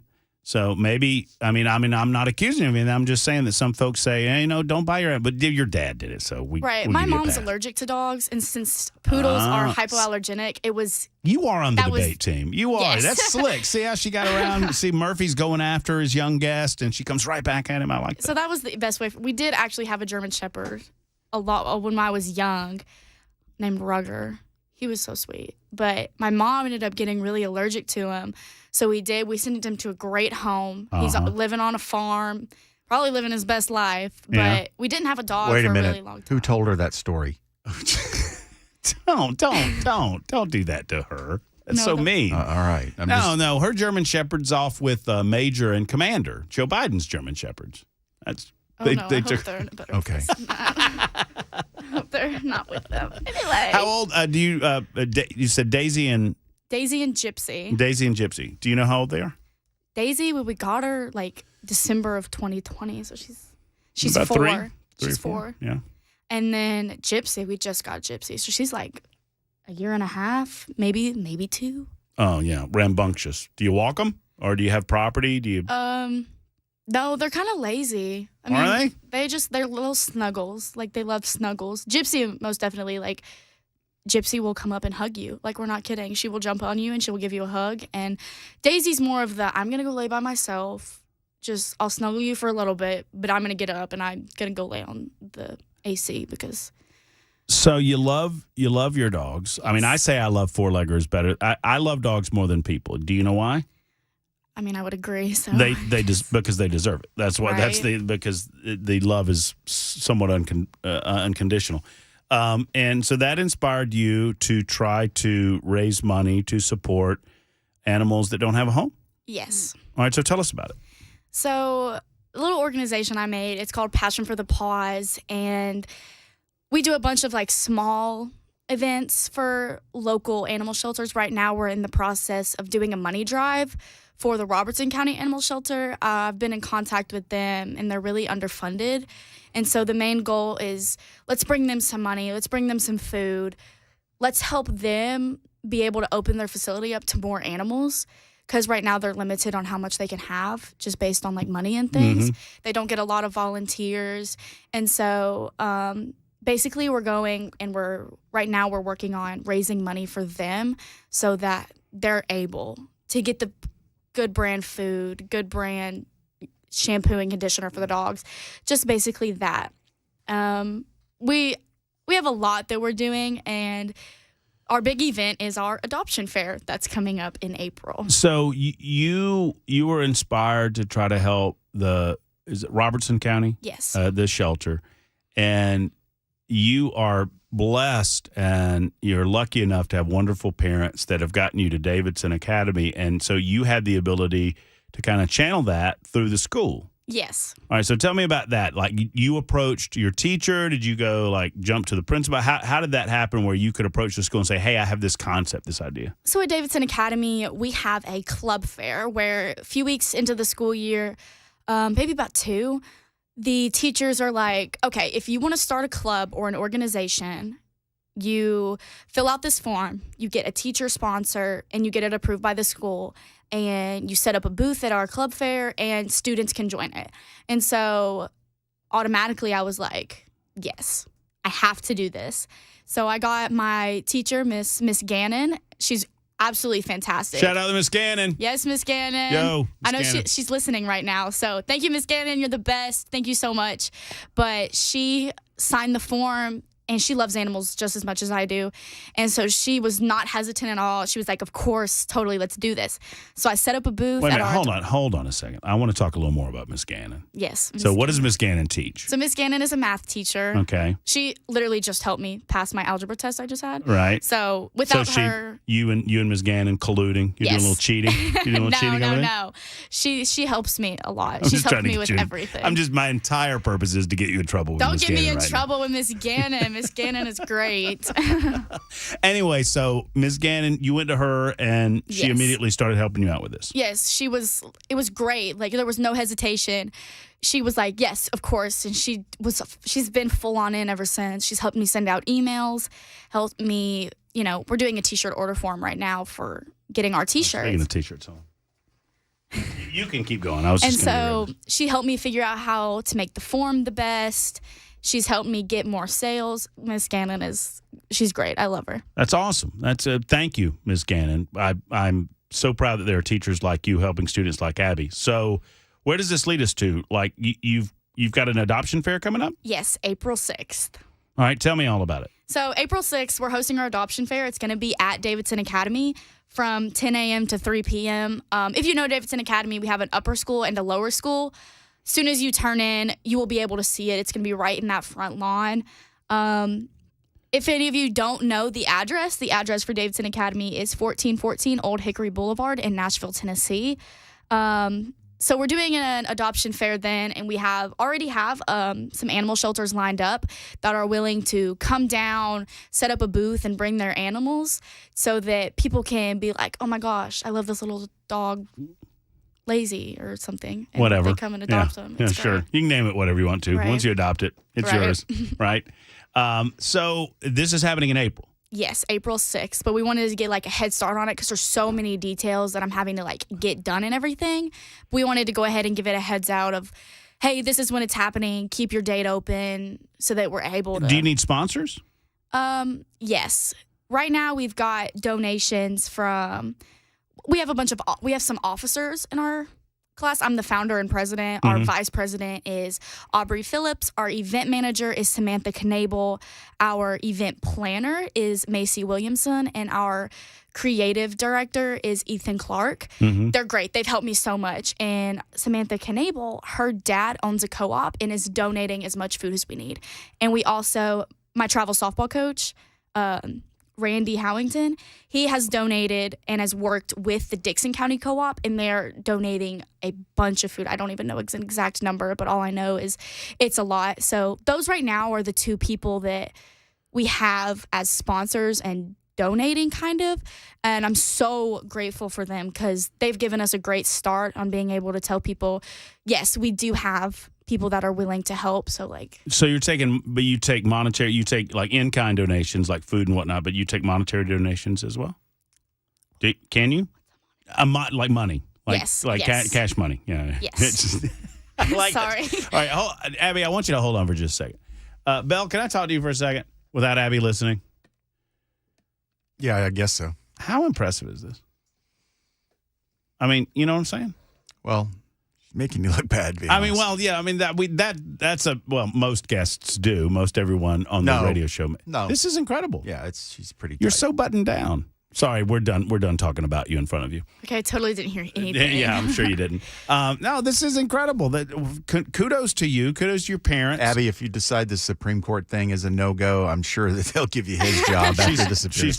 She's way too good for this. See, Abby has demonstrated that her level of experience, intelligence, and expertise is way beyond what it would take to be a radio talk show host. So we don't really have to worry about the competition at this stage. Because Abby's not going to lower herself. It would be lowering herself to be a part of this knucklehead brigade. So what do you need people to do? Do you need people to just save the date to come out to the fair? Do you want them to do that? Do you want them to give a monetary donation of some sort, some support from a sponsorship perspective? How can we help you? So really, however anybody wants to help, we're more than welcome to anything. If you just want to come down and support, look at animals, everything, that's great. If you know somebody out there, listeners, or if you yourself want to give a donation, you can email me at passionforthepaws@gmail.com. It's, just Passion for the Paws. That's our club name, and it's at gmail.com. And if you want to email me with any details saying that you want to give a donation or anything, we would be so welcome for that. They will be so grateful for that, and that would be so great. But we're really open to anything at the moment. You taking Venmo over there? You taking Venmo? We don't have a great idea. That is a good idea. Write that one down, Venmo, Abby. My personal Venmo doesn't work. No, I wouldn't want you. Right. You wouldn't want to give out your personal Venmo either. That would be weird. We got a bunch of creepers that live. Yeah, right. You don't want any of that. Any of that. Your dad would have to be fending them all. It's just bad news. But that's great. Yeah, we'll totally create a Venmo for that. So can I shift for just a second to the personal side of this and ask you, because I don't get to talk to a lot of 17-year-olds. Okay, yeah, go right ahead. What are the young people doing these days, Abby? It's a lot of sports. I know the people I'm around, it's sports, and I'm a sports person myself. I play softball, travel softball, school softball. Yeah. So sports are a big part of my life. I'm the manager on the high school football team.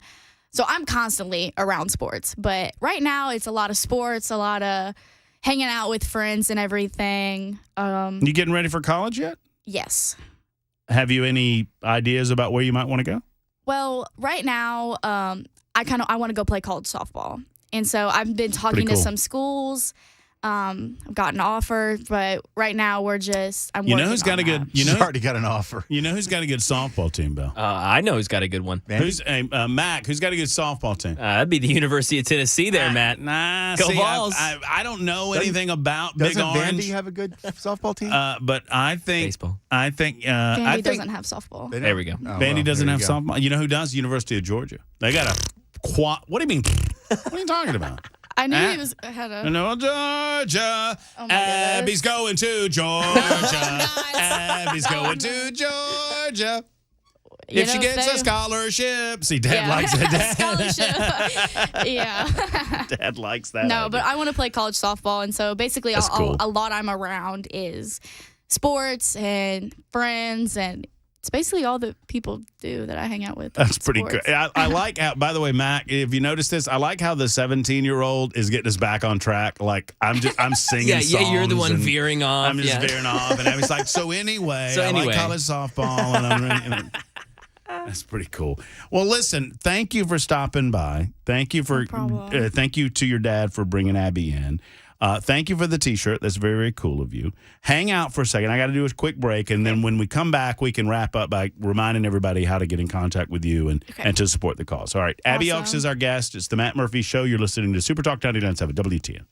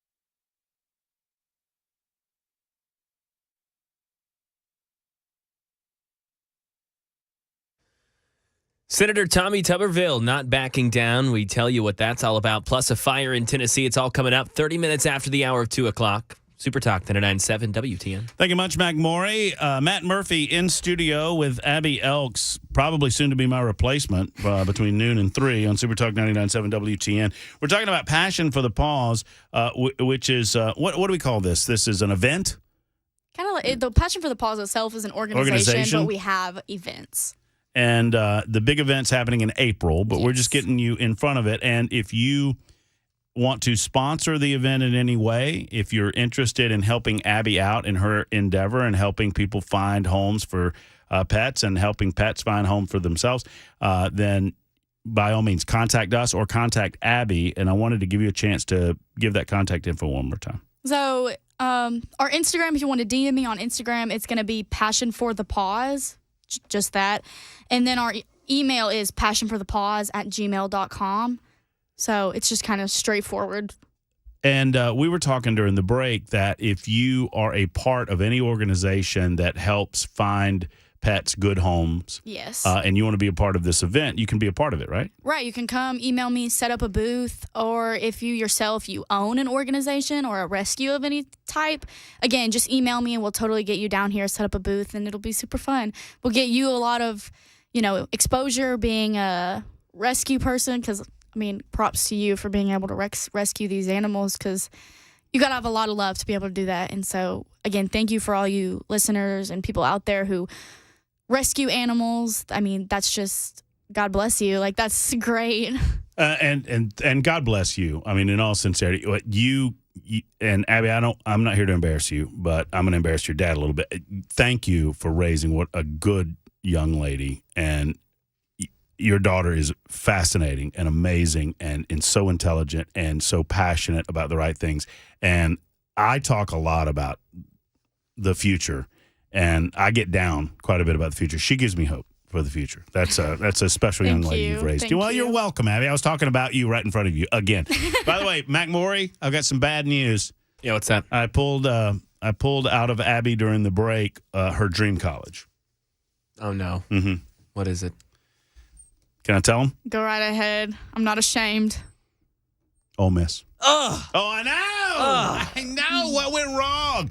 Everything was going so right. Well, my girlfriend will like that. So you make good grades, right? Right. You're good grades. Gotta go to Ole Miss. You're good. You're good. You're a good daughter. You're a good sister. You support wonderful, passionate causes like this, and then Ole Miss. Ole Miss is great. I went and toured the college. It's beautiful. Go Ole Miss. Oh, yeah. You go down to the Grove? Have you seen the Grove? Hotty toddy. Hotty toddy. Dad's getting a little. Hey, can I? What they say at Ole Miss, that we've never lost a party. That's what they say, right? We've never lost a party. That's what they. Do you follow college football at all? Yes. Or who are you a fan of? Ole Miss? Yes. We don't we watch college football, but it depends on softball because we play every weekend. So, oh yeah. Travel as ball. Tennessee loses, it's fine. As long as what is going on? Whoa! We might have a bit of a family disagreement. Dad's face. I'm just not a big fan of the color orange. Oh, well, man, I knew I loved that. Look at this nice Georgia red shirt in here that she gave me. No. Blue and red. GBO. Abby, it's been a pleasure meeting you. Thank you. I've really enjoyed this, and thank you so much. This is great. This means a lot to me that you're out here supporting me. Thank you so much. Anything that we can do to help you in your cause, in your adoption fair, the Passion for the Pause, great. And I'm gonna figure out how I can help further. We're gonna figure it out. Okay. Thank you so much. All right. Thank you. All right. We got Mac Morey's news. It's coming up. It's 2:33 on Super Talk 99.7 WTN.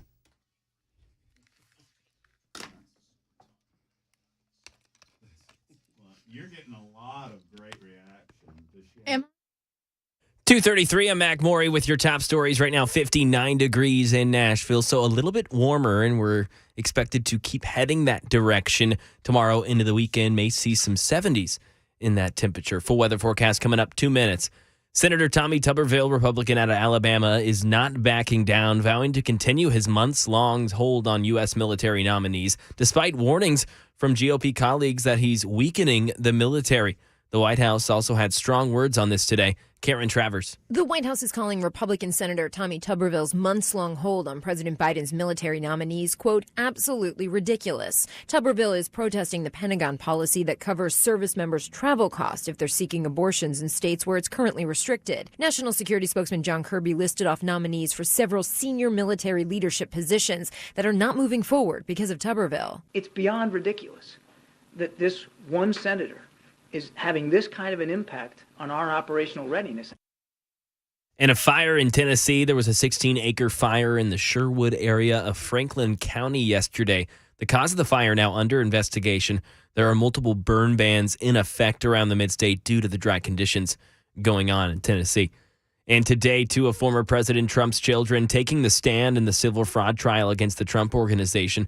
Donald Trump and his children are accused of inflating the values of their assets in an effort to get better loans and tax breaks. A judge has already deemed the actions of the Trump Organization fraudulent, but will soon rule on any penalties that may be imposed.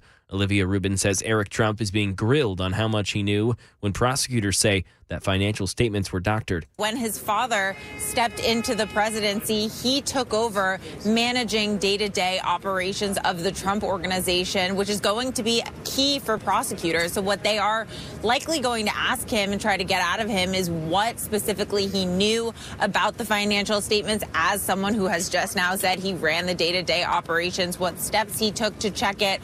And that is the latest news. Weather's next. I'm Mac Maury, WTN News.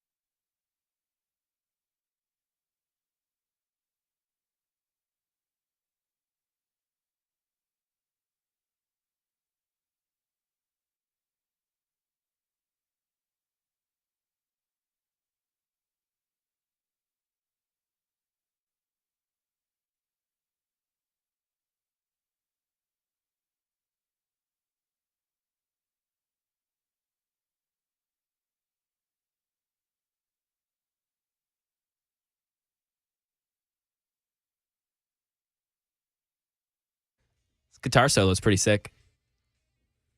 Yeah, we don't normally get that far into I the know. bumper. I haven't gotten to hear this. I didn't know that This was is on great. there. It's a good lick. Did you see him out there? He's coming. You sure? He's doing what Murphy does. A little socializing. Yeah, there he is. Hey. Sorry, we covered for you. I'm walking the guests out of the room. It's okay. Out of the building. We covered for you. Mac Maury offered to walk the guest out of the building, and I said, no, there's plenty of time. I've got it. Don't worry about it. It's okay. We got to hear part of the bumper we don't normally get to hear. I didn't, cool. You know, I didn't want to say too much of this in front of her, but how impressive was that? Very. It was awesome. And I don't want to make this much of a case out of it, but that gave me hope for the future of America. She's not in college yet. She could turn into a leftist. Well, that's true, but I don't think Dad's going to let that happen. Probably not. No. So kudos to Davidson Academy for assisting Jim and his wife in developing that young intellectual by the name of Abby Elks, who also has a heart for animals, and I appreciate that as well. Passion for the Paws, PAWS, is the way to get a hold of them on Instagram. And Abby told me, because several of you wanted to know if you could donate monetarily, and she said that she and her dad would set up a Venmo type. I don't know if it's going to be Venmo, Cash App, or what. And as soon as they do that, I will let you know. Did you give her any money? I'm going to once the Venmo thing happens. I was going to say, you need to start greasing the wheels now, because by the time she's a Supreme Court justice, you're going to need the help. Yes, you're probably no. There's no question about it. How about you ask somebody? This is the first time in my life that I've had a teenager on in my 25-year radio career that I've had a teenager on the radio, and you ask them, "Hey, what do you want to be?" And they said, "I want to be a United States Supreme Court justice." Thank you. Like, that's nice. And she told me during the break that one of the reasons that she and her dad were talking about Ole Miss is that, one, she can play softball at Ole Miss, but two, and this is how far ahead a 17-year-old girl's thinking. She said, but at Ole Miss, your senior year overlaps with your first year of law school, and they have a great law school program at Ole Miss. So you only have 2 years of law school standalone as opposed to normal 3 years of law school standalone. So you get out of law school a little quicker, get on with your military service, so et cetera, she's effectively taking her first year of law school in her senior year. Right. Oh, okay. And there's softball there. So I can't argue with any of that. What a great young lady, and what a great organization that she has created called Passion for the Paws. And I knew she would be outstanding in terms of conversation, so I appreciate her stopping by. All right, Lindsey Graham, I wish that I could tell you that Senator Lindsey Graham made as much sense as Abby Elks, but he does not. Here's Lindsey Graham last night getting all annoyed at Senator Tommy Tuberville on the floor of the United States Senate. You've just denied this lady a promotion. You did that. All of us are ready to promote her because she deserves to be promoted. She had nothing to do with this policy. Let me say it again. Everybody in this body could find an issue with any administration they don't agree with. And what we're going to do is open up Pandora's box. Today is abortion policy. If we take back the White House, we'll go back to the Mexico City policy, limiting dollars to be given to overseas entities that are engaged in the abortion business. Some pro-choice people don't like that. What would happen if they put a hold on all the officers because they don't agree with the Republican administration? There's a reason this has not been done this way for a couple hundred years. No matter where you believe it or not, Senator Tuberville, this is doing great damage to our military. I don't say that lightly. I've been trying to work with you for 9 months. Folks, if this keeps... All right, I'm going to pause him for a second and tell you a couple of things that Lindsey Graham isn't. One, it's not hurting our military readiness. You know what's hurting our military readiness far more than anything? The wokeness that has infiltrated itself into the United States military. The fact that the United States military thinks that they need to have drag shows on military installations. The fact that the United States military seems to believe that they need some sort of transgender inclusion within our military installations. and within the military itself. That hurts the military and its cohesion and its readiness far more than anything that Tommy Tuberville is doing. For those who aren't up on what Tommy Tuberville is doing, he's insisting that these military promotions that have been bottlenecking in the United States Senate happen singularly. He cannot prevent them from coming up and for an up or down vote singularly, but he can. And they have been doing that. And they've been doing that. They've done it with several of them, and they're doing it with others this week. That's what they were debating last night. They just confirmed this, not the Secretary of the Navy, but the head of naval operations yesterday. Right. So they can accomplish all of this, and they don't have to do them all in one fell swoop. They can do 1 or 2 a day or 3 or 4 a day. What Tommy Tuberville is arguing is that the Biden administration is in blatant violation with the Hyde Amendment. The Biden administration knows that they're in violation, and in order to change policy, they would have to go through the Congress of the United States of America in order to overcome that. What Lindsey goes on to say in his clip is that you need to go through the courts. The courts aren't going to touch this. The courts will look at this, in my estimation, one man's opinion, and say, this is a matter, we are an equal branch of government to the executive branch and the legislative branch, and this is a debate between them. And if Congress wants to solve this, Congress can solve it by passing laws to stop it. Lindsey Graham is the literal personification of the word squish. No, he's a definite squish. And I applaud Tommy Tuberville for standing up against these Republicans, 9 of them. Lindsey Graham led the fray. Here's the deal, Lindsey. I wish that you had as much passion about this regarding some of the activities on the Biden administration front. I wish the passion that you're showing against fellow Republicans, you would direct that passion and that ire against some of the shenanigans being perpetrated by the Biden administration. Lindsey goes on. Work with you for 9 months. Folks, if this keeps going, people are going to leave. Let me tell you how the system works. You have 18 months, I think, from the time you're promoted to pin on. And if you don't make that gate, your time and grade up or out rule kicks in. There's some people that are waiting to be promoted that if they don't get promoted soon, they're going to be out of the military. Well, all you have to do, sir, is promote them through regular order. All Chuck Schumer has to do is schedule them for a vote. Chuck Schumer, the majority leader in the United States Senate, refuses to schedule them. Why are you not standing on the floor of the United States Senate alongside Senator Tuberville and arguing that he needs to schedule these people for an up or down vote? The ones that really they needed to have happen, they made happen.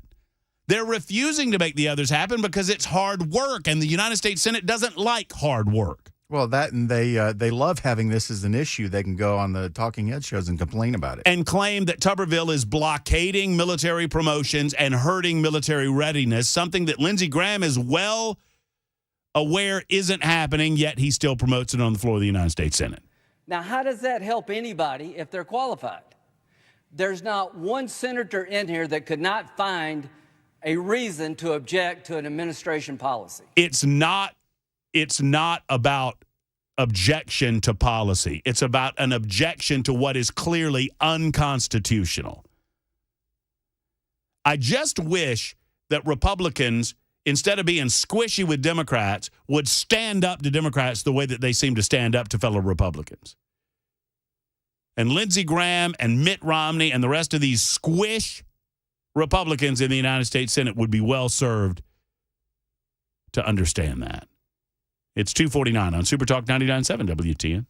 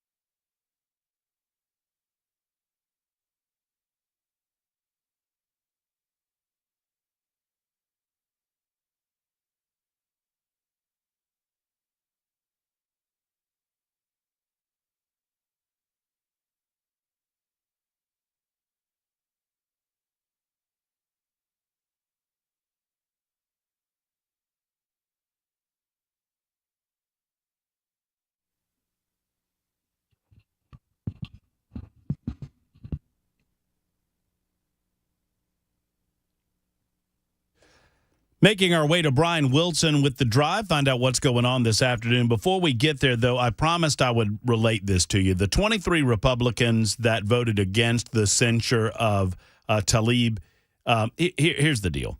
I understand that you're frustrated because you don't feel like they have any cojones to do what is needed to be done. Here's the problem. Marjorie Taylor Greene's censure resolution included the idea that Rashida Tlaib engaged in an insurrection in the United States Capitol. I don't believe that that's the case, and I believe that several of the Republicans that voted against the censure doesn't believe that that's the case. We pointed it out that it was as much an insurrection as January 6th to point out the absurdity of January 6th. That was my take on it. Several of you said, hey, you need to pay that off, and so I paid it off. Brian Wilson's with us to talk about what's happening on the drive. The best part of my day, Brian, was being upstaged by a 17-year-old high school student. I heard some of that. Quite impressive young lady. Absolutely. Wow. Yeah. Wow. I told her she was never allowed back because you can't upstage the host in that fashion. It's why you don't have Cabana Wife on the show very often. I've noticed. There's no doubt about that. I mean, if she were to be a regular feature on this show, then it would soon become the Cabana Wife Hour. And that I'm going to hold on to my time slot as best I can. I don't want to give it away. Speaking of, what do you got? What are you doing, man? I'm so excited today because I didn't think I would ever get the chance to do this. Before you arrived here in this town, we had a mayor by the name of Megan Barry. Mm-hmm. And Megan Barry, well, she had a penchant for spending time alone with her bodyguard in cemeteries so they could have some special time. And, she admitted that she had an affair with her bodyguard, and they traveled around the world together, having special time in places like Paris and Greece and San Francisco and inexplicably Kansas City. We don't know why. But one way or the other,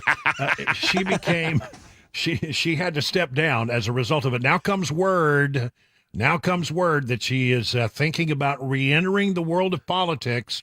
She wants to take on Mark Green in Tennessee's 7th Congressional District. So for the first time in a very long time on my program, a very special Megan Barry update. All the hits. I'm excited. I'm excited because I can only imagine what we are in store for. So we will listen together to Brian Wilson and the drive. I'm trying to get Megan on the show, so I'm crossing my fingers to see if she'll come on. Don't hold your breath there on that one. No, but a good try. No, I'm whistling past the graveyard if I think that's going to happen, so to speak. Yeah, speaking of graveyard. All right, there's Brian Wilson and the drive. He's coming up moments from now, right after Mac Maury has the news, and he has that in seconds. Have a wonderful afternoon, folks. Hug your loved ones. We'll talk to you tomorrow on a First Amendment Freestyle Friday on The Murphy Show at Super Talk 99.7 WTN. So long.